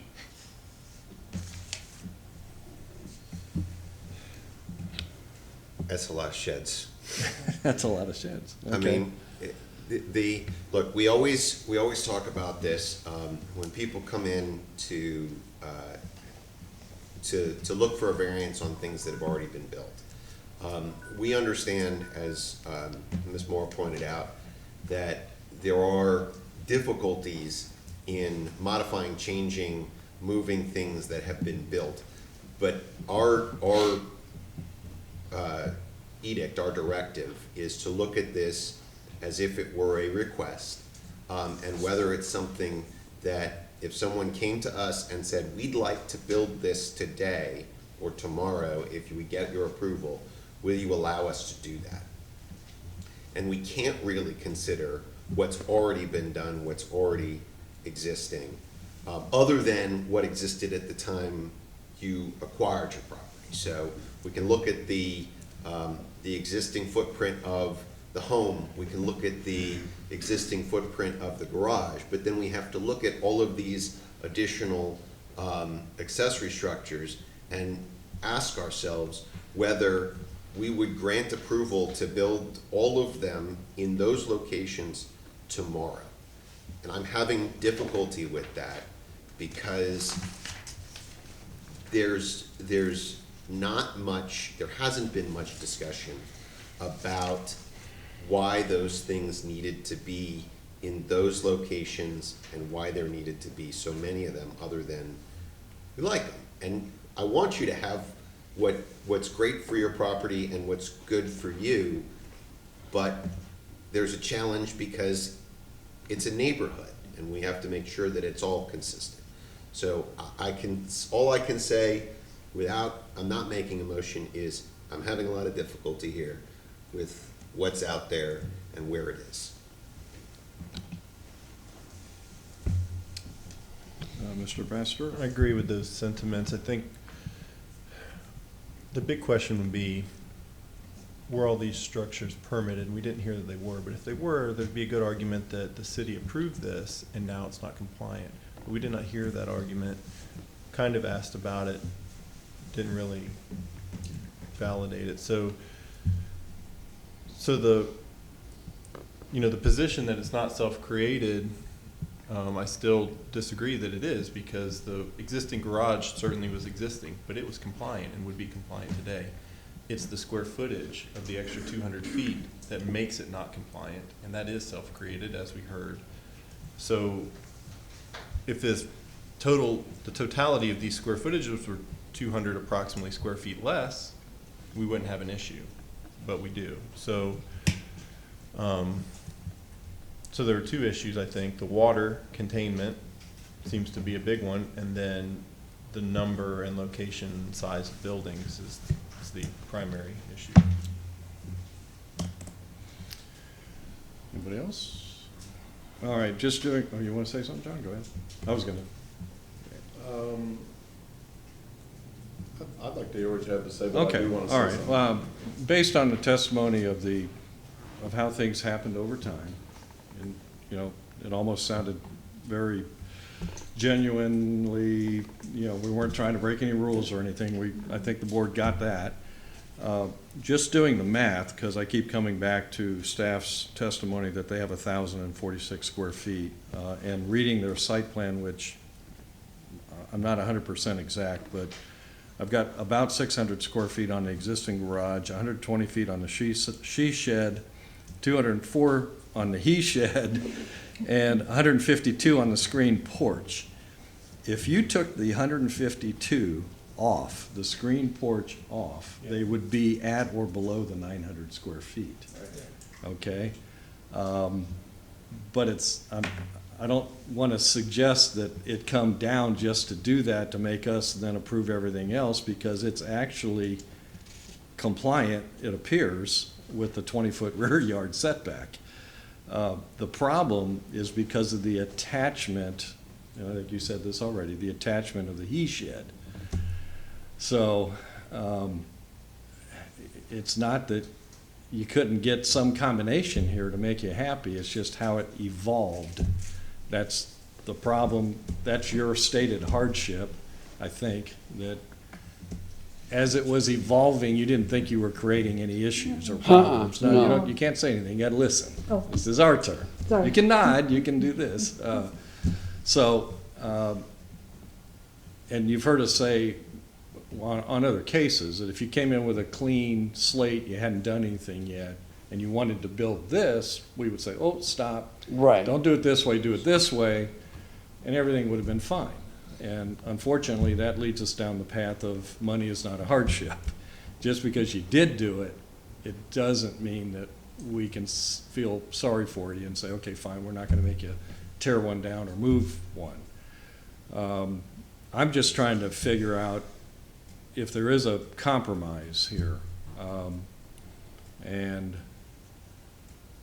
you know, the she shed's 120 feet. That's probably the easiest thing to move. It doesn't quite get you to the 900, but then your setback requests really have nothing to do with the, or does it? Help me out, board. Is the she shed the closest? If let's say that they remove the screen porch and we're just under 900 square feet. Right. Well, then it's accessory again, and you Right. can be 3 feet. And you can be 3 feet. Right. So it's a square footage issue in that case. In that case, right. So removing the screen porch does fix it. If it's primary structure and the square footage is not a factor, then the setback is the issue. And then you'd have to move everything. Right. So if we look at this from a logical perspective, if they were to remove the screen porch, which is in the center of this conglomeration, they technically would be compliant with all codes, right? I think so. But the effective perimeter and roof area that's affecting the neighbors would be unchanged. So the issue that is most concerning to the neighbors is the water, which we could address with a condition. They also mentioned the spread of sheds and things like that, which is a valid concern. But in this case, if you remove the screen porch, you could legally have the 3 sheds that exist. So they could still do that and still create the water issues that they're creating with the sheds that exist just by removing the one small interior structure. I don't have an issue or problem with a condition of gutters, but we also heard testimony that that water has been coming onto them. Well, that's from neighbors. So I don't think we can assume, well, I can't make the assumption that they've created a water problem for their neighbors. It may have already been the other way. The fact that he's been willing to deal with installing pumps speaks to, I think, his frustration. And if he's in fact pumping water that's mutually owned, he's helping the neighbors out. Yeah, maybe, but I we think can't we don't know. We can't really speak on that because we've Right. heard conflicting we have. on which way it's We flowing. have. But what we could speak on is that you must manage the water on your own property. Right, which I think pump-wise he's doing. The gutter issue is out there. Yeah, if you've got roofs running off, during a heavy storm, they can throw water quite a ways depending on the pitch. So Right. And if you have gutters that are going to your drain system, that's different. So in that light, the fact that reduction in square footage in the least obtrusive area of all places could make it legally compliant without dealing with the water. We could alternatively approve it with water management and probably come out better than the alternative of removing the screen porch. And, excuse me if I may, Mr. Chair, Yes, the go applicant has already agreed to, if we requested, add gutters to it. Right. I think that's the logical way to go. Go ahead, John. Yeah, and I'd hate to see us, say, tear down that, lovely little screen porch that looks out at the nice little pool, and they've done a nice job on the whole backyard and everything else. Just say, tear that down because there's this arbitrary issue of 192 square feet. It just seems silly and doesn't accomplish anything for these young ladies who are complaining. I think that the testimony in regard to the flooding issue in the neighborhood and that sort of thing, it sounds like everybody can be arguing from forever on this, but unless there's hydraulic engineers out there or whatever, that's not going to be resolved, and I don't think we've heard anything close to resolving it here tonight. So I like your idea, Mr. Pastor. If we can approve it with some gutters and make sure that water comes off those roofs and goes down to his street, then I think it's great. Somebody like to make a motion?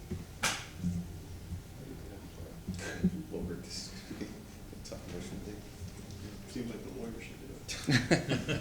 The lawyer will help out if we need it. This lawyer forgot his glasses again tonight. So.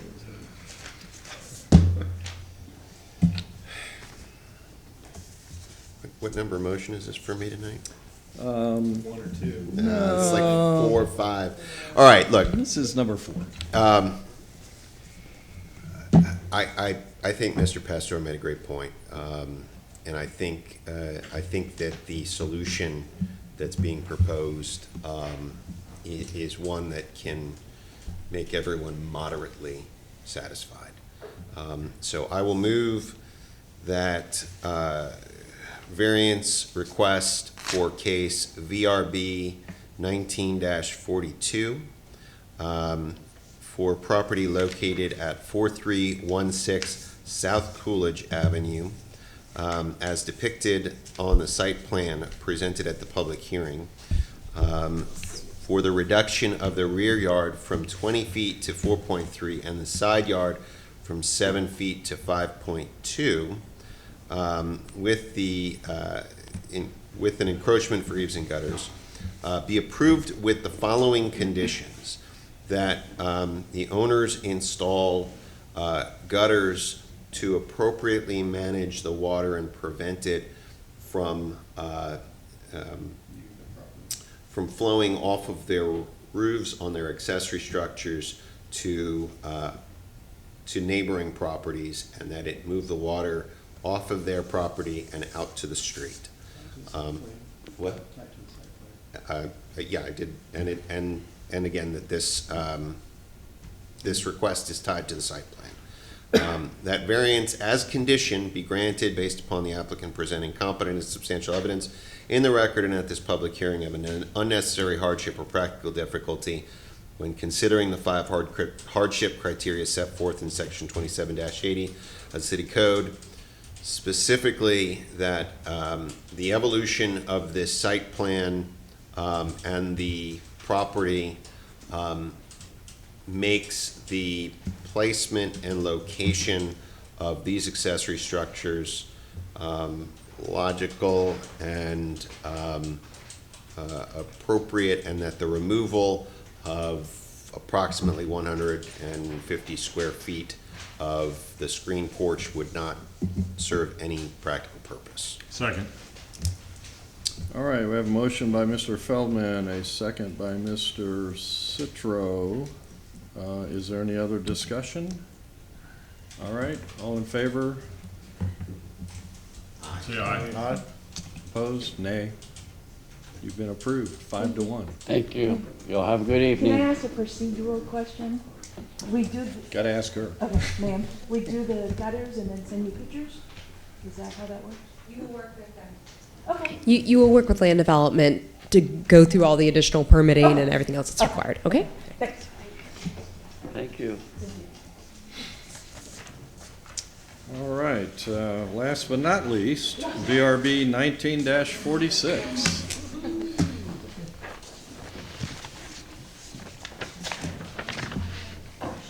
Tawanda Anthony Land Development. This is item VRB 1946. The property is located at 2903 West San Carlos Street.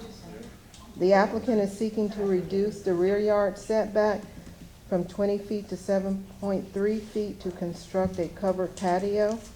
The lot is zoned RS50 and the house was constructed in 2007.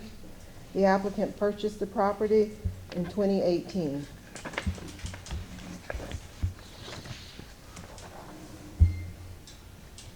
Here's an aerial of the site. Mr. Chairman? Here's the property Yes. location. Let me interrupt on it. I want to say that this is very close to my house, a block and a half, and I'm on San Carlos. I saw the sign, but I'm outside of the notice zone. So what do you want to say? As long as you are outside of the notice zone, unless you for some reason feel that you can't be fair and impartial in this hearing, then you don't need to recuse yourself. I don't know the petitioners, and I'm comfortable with proceeding, but I just wanted to mention it. Okay, thank you. Thank you very much. Thank you. Sorry for the interruption. Here's a view facing the front of the property.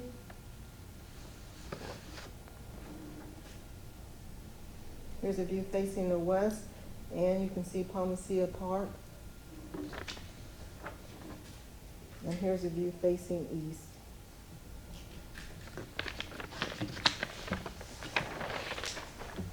And this is the site plan. As you can see, your site plans, it probably wasn't very clear, so I'm using the original plan here. So they're requesting to reduce the rear yard setback to 7.3. And that would be to this line where you see the footers.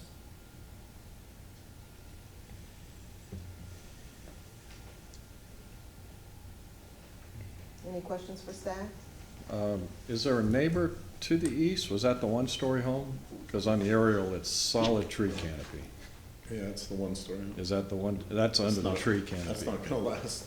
Okay, all right, thank you. Yeah, they've already submitted an application for a variance for a new residential Okay. house at this Okay. location as well. They the applicant or someone else? They, the applicant, someone just purchased this property and they're coming for a variance. Well, not this To applicant. demo, no, but this will be coming before you. Okay, thank you. Go ahead, Mr. I have a Pastor. question before you run away. Okay. So it's covered, that makes it primary. That's why we're talking about the 20 feet setback. If it wasn't covered and it was just an uncovered porch, what would the setback be? Would it still be 20 feet? Towanda Anthony Land Development, it'd still be 20 feet. Okay. All right, applicant, come up to the podium, state your name, address, and tell us that you've been sworn. Hi, my name is Patrick Sullivan. I'm the applicant agent for the homeowners, Kevin and Vanessa Casper Zick. And Kevin's here with us, and I have been sworn in. Okay. Kevin Kaspersik, owner of the property, 2903 West San Carlos Street, Tampa 33629. I have been sworn in as well. Okay, proceed. You have 10 minutes. Great. Well, thank you for having us.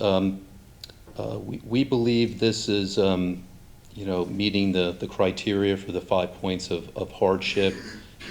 This is a covered structure in the backyard. They currently do not have one. This is for family gatherings from inclement weather. There is no covering outside of the front doorway for them to convene and have family members over at the house. They have small children and family members. It's unique in the fact that it does not currently have a covered structure in the backyard, and many of the neighbors in the vicinity do. And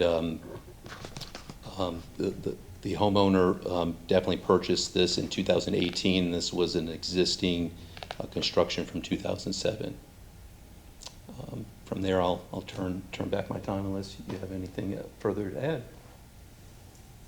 No? No? We've still got 9 minutes. We need to hear more about the hardship. Why is it the size? Why does it have to be as big as it is? What makes it the shape and form, et cetera? Yeah, absolutely. So again, currently there's pavers in the backyard, and there's a large tree covering. So to gather out there, any type of wind, any type of rain, there's certainly elements that would come upon us. The size we picked out was for, not a large gathering, but to have a table. I have my wife and a daughter. I do have friends and family not being native to Tampa that will come down to visit. So to have 6-7 people at a table, and then a little area for my grill. So again, that could be under the cover. So thinking about a nice area to kind of eat and to gather. Also a nice area to kind of prepare to enjoy the weather, leading up to about this time of year, is why we chose that. Again, kind of keeping the same footprint out towards the back property line of the pavers that are there, and just extending it a little bit to the west to develop a little bit more gathering space for us under that structure. Okay, you still got plenty of time if you want to keep going. Hang on for a second. Yeah, so again, looking for places to gather and just understanding kind of the nature of our backyard, looking to protect ourselves a little bit from the overhang that we have, whether it's acorns with its rain, whether, a branch may fall down, kind of being back there for safety, is something that we're certainly looking to add to improve the quality of life of our property. Okay, seeing that there's no one else in the audience, we'll skip over the request for those folks. So board, you have any questions? John? Couple questions. I can't see the drawings that's on our computer, so. I can't either. Can Yeah, somebody put very, something very up hard that? to see it. So, could you clarify, as Ms. Anthony's putting that up, can you clarify what, you said that there's an existing overhang, how big is that? And what is the ultimate dimension of your porch, the new porch? And what are the materials that we're talking about? And is it gonna be 2-story or is it gonna be 1-story or what? The current covered structure is in the front, so it's just a front porch, there's nothing in the backyard. Okay. So we walk out our French doors into the elements. Okay. At the library, I can Yeah, no, talk that's- a little bit that's about this. correct. So how big is the structure in the back and what's gonna be made of and how tall is it? Yeah, I think this will probably best explain that. Okay. There you go. There we go. Thank you very much. So essentially, it's a 14 by 23 structure. We're taking into consideration an existing tree that's on the property line, and we've already got documentation from the city that we put test diggings that we're not disturbing any roots, and we've gotten a go-ahead on that. We believe it's aesthetically meeting the needs of the existing home. The height is driven between the, as you can see, the window and the doorway. We've designed it to meet the pitch on the the existing elements there, and it's pretty straightforward. There's really we've taken extra consideration to make sure we're not disturbing any of those roots, and I think we've worked with the city very well on. Are you screening that? No, this is an open structure. And you'll stipulate that it will always remain open? Absolutely. I don't have anything. Go ahead. I have a Mr. question for Miss Anthony. Hypothetically, if they had a detached structure and it was 5 feet off of the primary structure, then it would only have to be 3 feet off the back property line? Correct. And what would the square foot limitation be in this zone for an accessory structure? They're zone RS50, so it'd be 750 square feet. Okay. Last question. If they had that and it was detached by 5 feet, would they still be allowed a breezeway to connect to it? As long as they meet the definition of a breezeway, yes. Which has limited width, right? Correct. Okay. Do you know what that is? I do not. And we're testing her. No, it's not codified, so Oh, it's not codified? I'll Attorney, let help us legal out. address that. I believe it's an interpretation of the zoning administrator as to what constitutes a breezeway. It may be formalized in a written determination that the zoning administrator has done, but correct, I'm not aware of it being codified at this point. Is that per the past zoning administrator or the current Hmm. one? Well, we had two, and we're down to one. I mean, I have knowledge of what it was, but I can't testify, correct? Correct. Yeah, okay. Okay, so then with that answered, thank you. We could achieve the same intent of outdoor covered space that you can get to and all that with a conforming detached structure without any variance. And essentially the brick paver patio that's out there now already has a little 5-foot detached breezeway, as we saw on the site plan. And of course they could make the covered area much larger than the patio they have there, up to 750 square feet. So then the argument for why it must be done this way, becomes much less finite, I think, when you consider that it can be done other ways that are conforming to achieve that function. So you're saying separate it? Make it an accessory structure?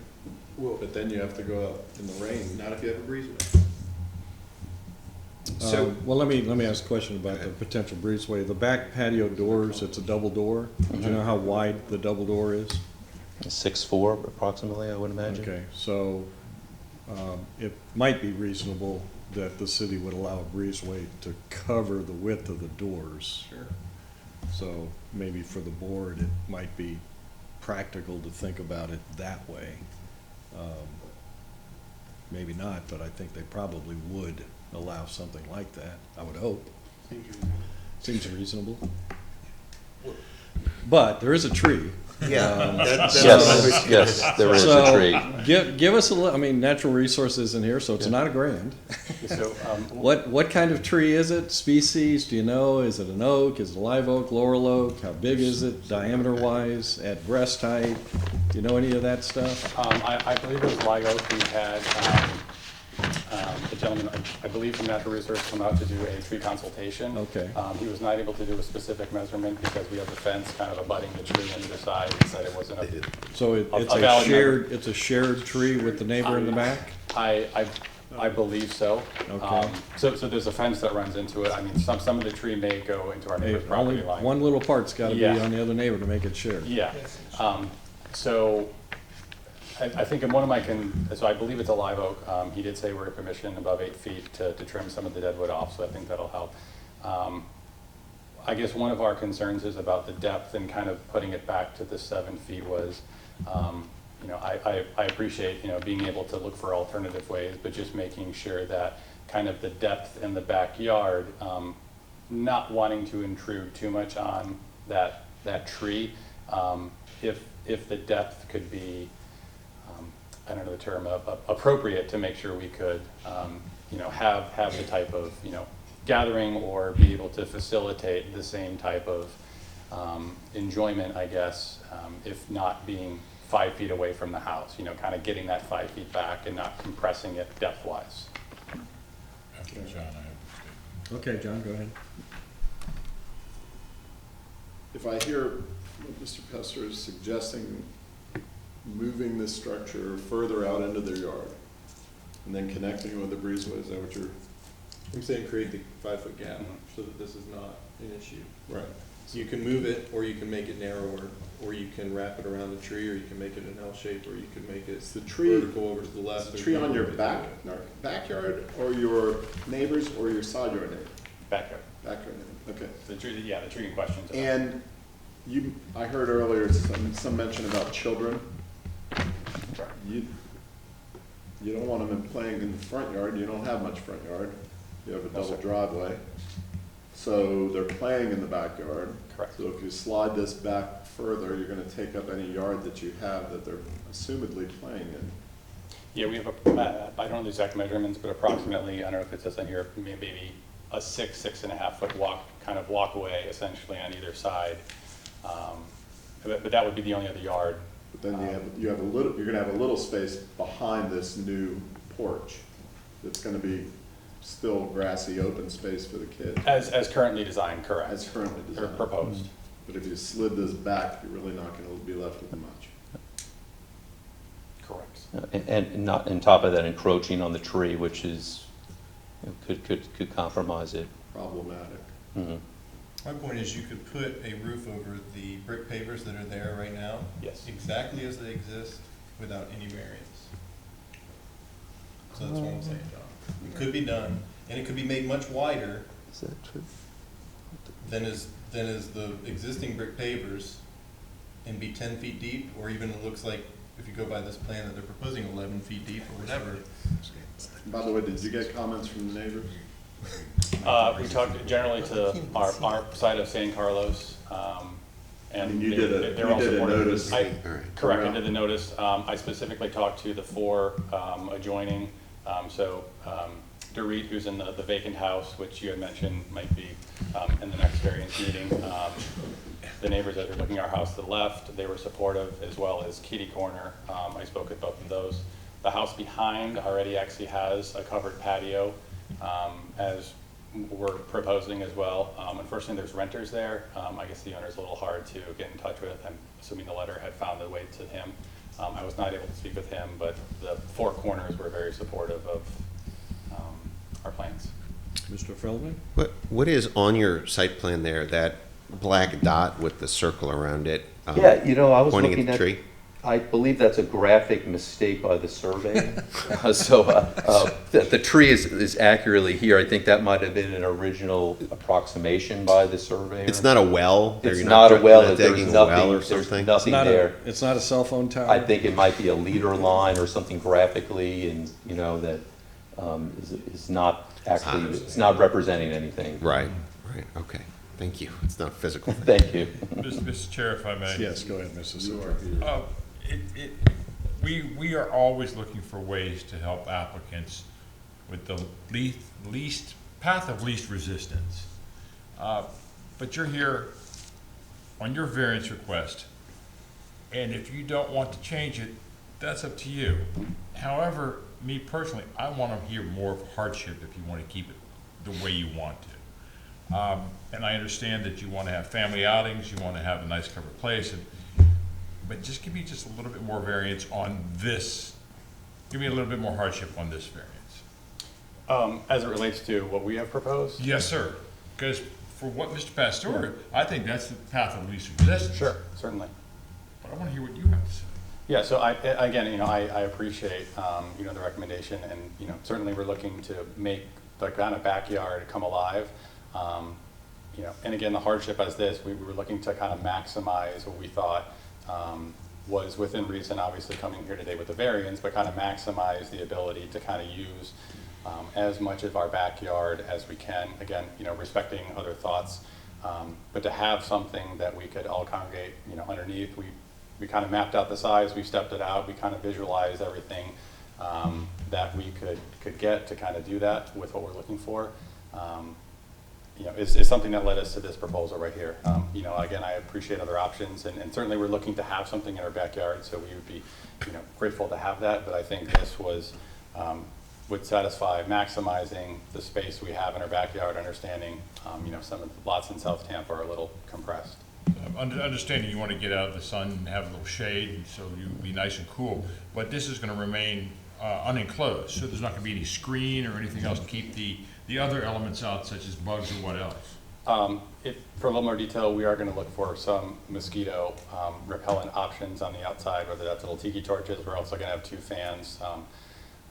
I know we have some family members that are very sensitive to that coming down here, so we're going to do everything we can outside of screening it in. But I understand it can get a little bad in the summertime. Mr. Sullivan, our site plan copy is really hard to read. Mm-hmm. How wide is the home site? 50. Is it 50? 50 by 100. Yes, it should be 50 by Okay, 100. it is 50 by Yes. 100. Okay. Is there anything else are there any other questions for for the applicant or staff board? Okay. You have 5 minutes. Well, nobody's here, so you have 5 minutes for rebuttal.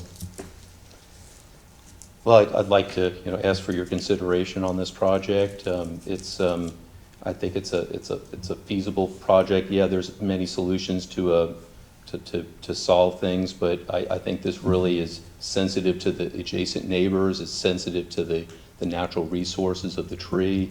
It allows them to enjoy their property justly.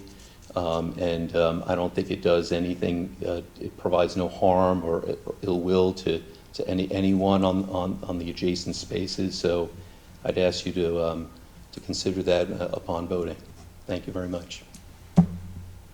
All righty. Motion to close the public hearing? So moved. Board, anybody want to make a motion? Board discussion. Yeah, like I said, I didn't bring my glasses, so I'm not going to make the motion. But I do want to comment on something. When I was on council last time, we rewrote part of this hardship criteria, I believe. And I just wanted to point out. No, don't do that. I just wanted to point out that the specific language that's here. It says the Variance Review Board shall only be authorized to grant variance in cases where the VRB expressly finds that the applicant has demonstrated practical difficulties or unnecessary hardships, and that the request ensures blah, blah, blah, blah. And then it goes on to say that we shall base our decision on substantial competent evidence in the record and shall consider the following criteria, and then it's the 5 criteria. This always comes back to me okay? Because for some reason, this board, and I hope to be leaving y'all soon, this board has, inside joke. Yeah. Right. This board has been leaning and shifting toward a much harder and stricter approach toward this and saying hardship. And yes, there should be, hopefully is hardships and that kind of thing, and because that's what Ms. Moore is going to guide us to. But I just read you language that says practical difficulties or unnecessary hardships. So, What do you think those are? I think the practical difficulties have been spoken to. I think if the fact that they want to build a small porch, a reasonably sized porch in their backyard, and it's reasonable to attach it to keep it out of the rain. They want to, after discussion about the children and that sort of thing, they want to stay away from the tree and leave a little bit of space in the back. They have a small backyard because once these big houses are built on there's not a whole lot of backyard left. And to me, it seems reasonable, and based upon those issues, those are practical difficulties, in regard to building it anywhere else. Can't build it in the front yard, they can't build it on the side yard. I think it's reasonable in Florida if people want to have a little covered porch to have a picnic. So That actually plays in perfectly. I have the definition of practical difficulty here for you. Could we hear it? in the code, Practical difficulty is that the code, as applied, unreasonably denies the property owner of the ability to use the property for a permitted use. for a permitted use. And unreasonable word Not came used in the back. term of art, an allowed use. So what you mean is, does this property prevent this owner from creating a covered outdoor area? If the code, as applied, unreasonably would prevent them from having that, yes. Which we've established it does not, because they could build it within the code. Well, I think, let me jump in here. It's back to reasonable, and I think the issue for me is, because we have a lot of small lot cases that I do think the board looks at a little differently than larger lot cases. The 5-foot separation is a one-size-fits-all requirement. The setbacks, rear yard setbacks are one-size-fits-all. The required tree setbacks as interpreted by natural resources tends to be a one-size-fits-all. So yes, it does come down to our personal opinion of what reasonable is. There's really no hardship about the lot. It's a standard size RS-50 lot. The person who built the house had every right to maximize the depth to the 20-foot rear yard. They're 21 plus. And so again, is the issue that maybe we say this isn't, the size of this isn't reasonable? If the board denied it, they have recourse to city council, and they could try to make their case there. Otherwise, every 50-foot by 20-foot rear yard in the city would come into play with extending the primary structure for the use of a covered area. And that's not what the code wants. So, that's something that gets back to the interpretation of the lifestyle, the use. I don't know how cost comes in when council or zoning staff is trying to write the rules, but there is a solution with an attached breezeway. The 5-foot separation is there for fire and egress. It also does afford natural light. In this case, there was a window that would benefit if they chose to do it that way. And square footage wise, they're proposing a little over 300 square feet. They could certainly stretch this some. We didn't hear any testimony about the 10-foot oak or 10-inch oak on the left side of the home, or the magnolia on the right side of the home, that might prevent some stretching from side to side. But I'm of the opinion that that the code does allow them to do something like the brick paver shape. It could be bigger and still meet all of the parameters. So I would be inclined not to approve it as it's presented. May I Yeah, go ahead. make a comment? So I was actually leaning towards what you're saying about having challenges with the hardship until Mr. Pastor made the comment that he made and suggested they can do exactly what they want to do. They just have to go closer to the setbacks. They just have to go. They just have to go closer to the tree. But they don't have to. But they can. They can, if they wanted to extend this, they can go wider, closer. They can impact the neighbors even more than they're doing. And my question becomes, why would we force them to do that? What are we accomplishing? Right. in doing Why that? would just as we had a similar discussion earlier? Why would we force someone to do something that has almost no beneficial impact upon the neighbors, just so we force compliance and say, well, you can do that?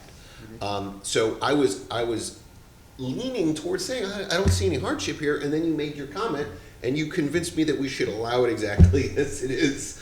So I'm perfectly fine with it, because I'm happy that they're not going closer to that tree, and I'm happier that they're not going closer to the rear yard and the side yards, and they're keeping it as is. And if we force them to put a breezeway in and go 5 feet out, then well, they're pretty darn sure going to expand what they've done because they can.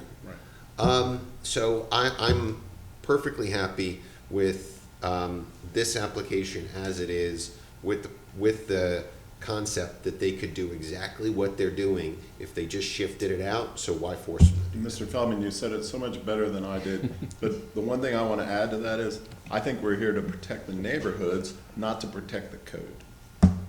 Well, I would say that if you're protecting the neighborhood, you're potentially, basically you're saying the code doesn't work as it's written. And I'm not trying to justify the code good, bad, or indifferent, but in this case, there's a reason why a breezeway is X feet wide. I can't tell you exactly what that reason is, but somebody way smarter than us a long time ago said that accessory structures that are 5 feet or more away from a home can be connected for the practicality of getting out of the rain, in the ingress and egress. But they wanted that accessory structure to be a standalone thing, even though you could push it 3 feet to the rear and 3 feet to the sides. They weren't worried about that. They set the max square footage. The square footage of this is well within the accessory structure guidelines. If it weren't for the tree, I don't even think they'd be here tonight. So I've always asked the question, when does a tree become a hardship? And nobody can give me a legal definition of that. So I'm not proposing that trees get cut down for the sake of the built environment, but in this case, even though it's a small lot, there's a lot of room in that backyard to build something very substantial for the use that the applicant said they were going to use it for. It doesn't have to be 322 square feet for the use. He just said he would like to have it bigger. I get that. Everybody would like to have it bigger. So if the board did deny this, they have the right to go to city council and see what city council has to say. I just want to, just because we seem to be kind of all over the place, I tend to be in favor of approving this also from the standpoint of obviously the oak tree. It's a shared oak tree, so we can't reasonably expect them to do anything with it. They are well within the square footage, and it seems to be placed in an area that's in the best interest of everybody versus pushing it off towards the rear of the property. So I just want to let just kind of my stance on it.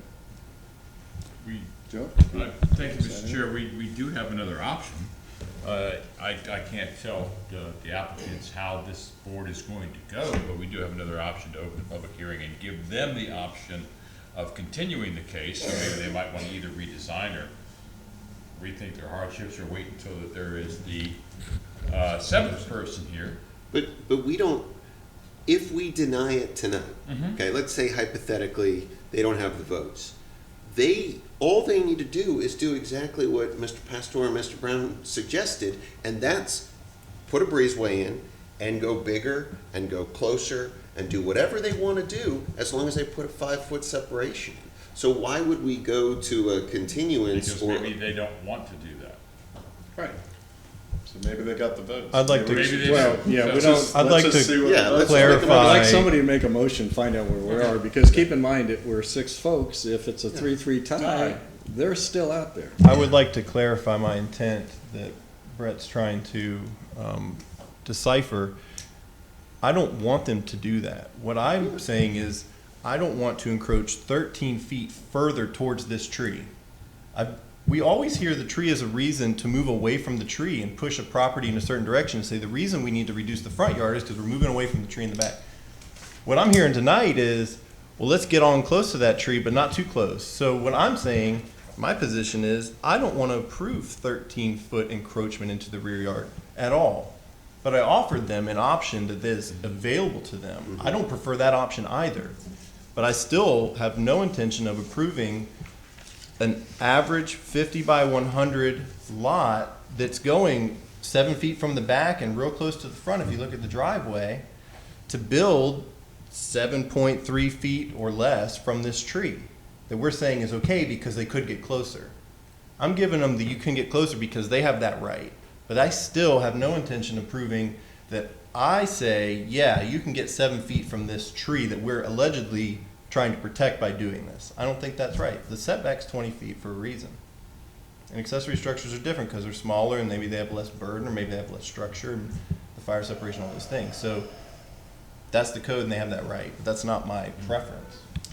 Yeah, and I want to just caution the board. I mean, the tree setbacks and building setbacks have never really been in sync in the same part of the code. They were written at different times for different reasons, and unfortunately, they do come into conflict a lot. In this particular case, they're reacting to what someone in natural resources advised them that they could do. So, of course, that's what they're going to propose. I get it. I may not agree or disagree. I'm not going to say, but you know, the point is they're following what someone in natural resources said they could do.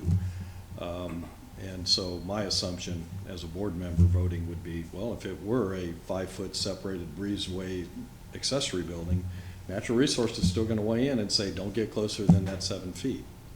So they would push it back to that, probably. And maybe they would stretch it, I don't know. But that option does legally exist. They wouldn't even be here tonight. Can I have a motion, please? I'll make a motion. I got glasses. Okay. You're crooked, so. Where's the case?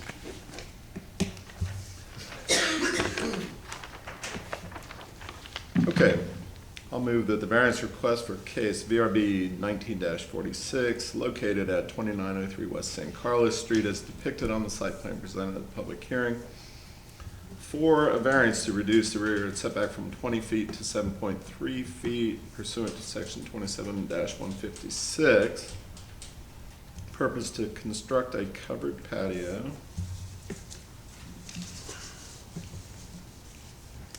With the encroachment for eaves and gutters, be approved with the following conditions, specifically that it never be enclosed with a hard enclosure. I'm not going to speak to a screen. If you have to screen it down the road, it doesn't matter to me in regard to this motion.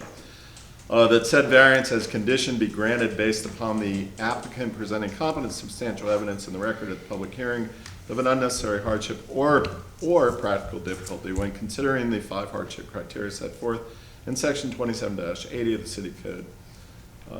And specifically, I'm not going to regurgitate everything that's been said tonight. I'll just base it upon the record that has been made. All right, do I have a second for the motion? Second. Mr. DePompa is second, and Mr. Dinkfelder's motion. Any other discussion? All right, all in favor say aye. Aye. All opposed? Nay. It's a 3-3 vote. So it rolls over So it does go to Next continuance. time. Well, don't you only need? No, 3 to deny. You need 3 to deny. Well, it was a motion to approve. A motion to. No, it's got to be a majority. No? A motion to approve requires 4 votes. Okay. A motion to deny requires a majority of those present. Majority of. Oh, so when we had 5, it was 3. Correct. But when John Correct. showed up late, Then now it we moved up can't- to 4. We can't deny. It's John's fault. Split. Right. We don't mean to make light of this at all. You guys did a great job on your presentation. It just means that you automatically get to come back next month, correct? Can I, do you want this, man? Can I ask for clarification? Yes. So our options are keep our proposal as is, and come again next month. And hope you have 7 different people. With some different minds and hopefully better arguments, I would Okay. think. Or for Mr. Pasteur's recommendation, we could go and we would work with the city again just to make sure that the 5 feet Then you just extension. withdraw the variance. Withdraw the Yeah, variance. if you meet the city's 5-foot separation requirements and get clarification directly from staff. Okay. And whatever their breezeway, and please tell us what it is, we'd like to know. So that, yeah, and then, of course, you would then. And the tree, and just Well, to make you would sure then we're have to still meet all okay. other setbacks, i.e. side yard, rear yard Yep. for accessory, not Yep. primary. Side yard, rear yard, and then whatever natural resources once on the tree. They might say, you can build even closer to the tree, if you're the contractor? Architect. Or architect, okay, pier and lintel, you may have to do a raised edge so the root systems can grow underneath the slab. I mean, natural resources may have a solution that they're willing to allow you to get even closer. Okay.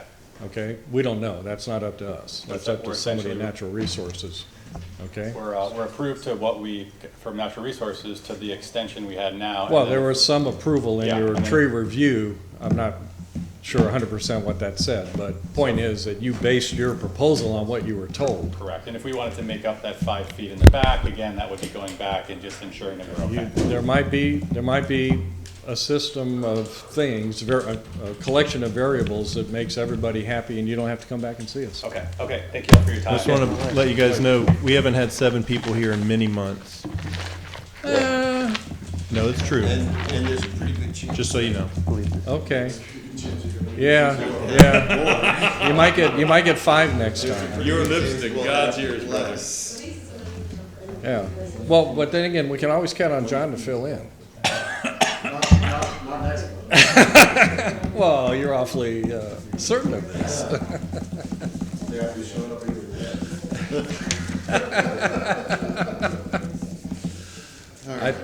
Yeah, is there any other business? If I'm not, glad to see that Ms. Moira is we are healthy. adjourned. Thank you for coming back. Thank you, folks, board members.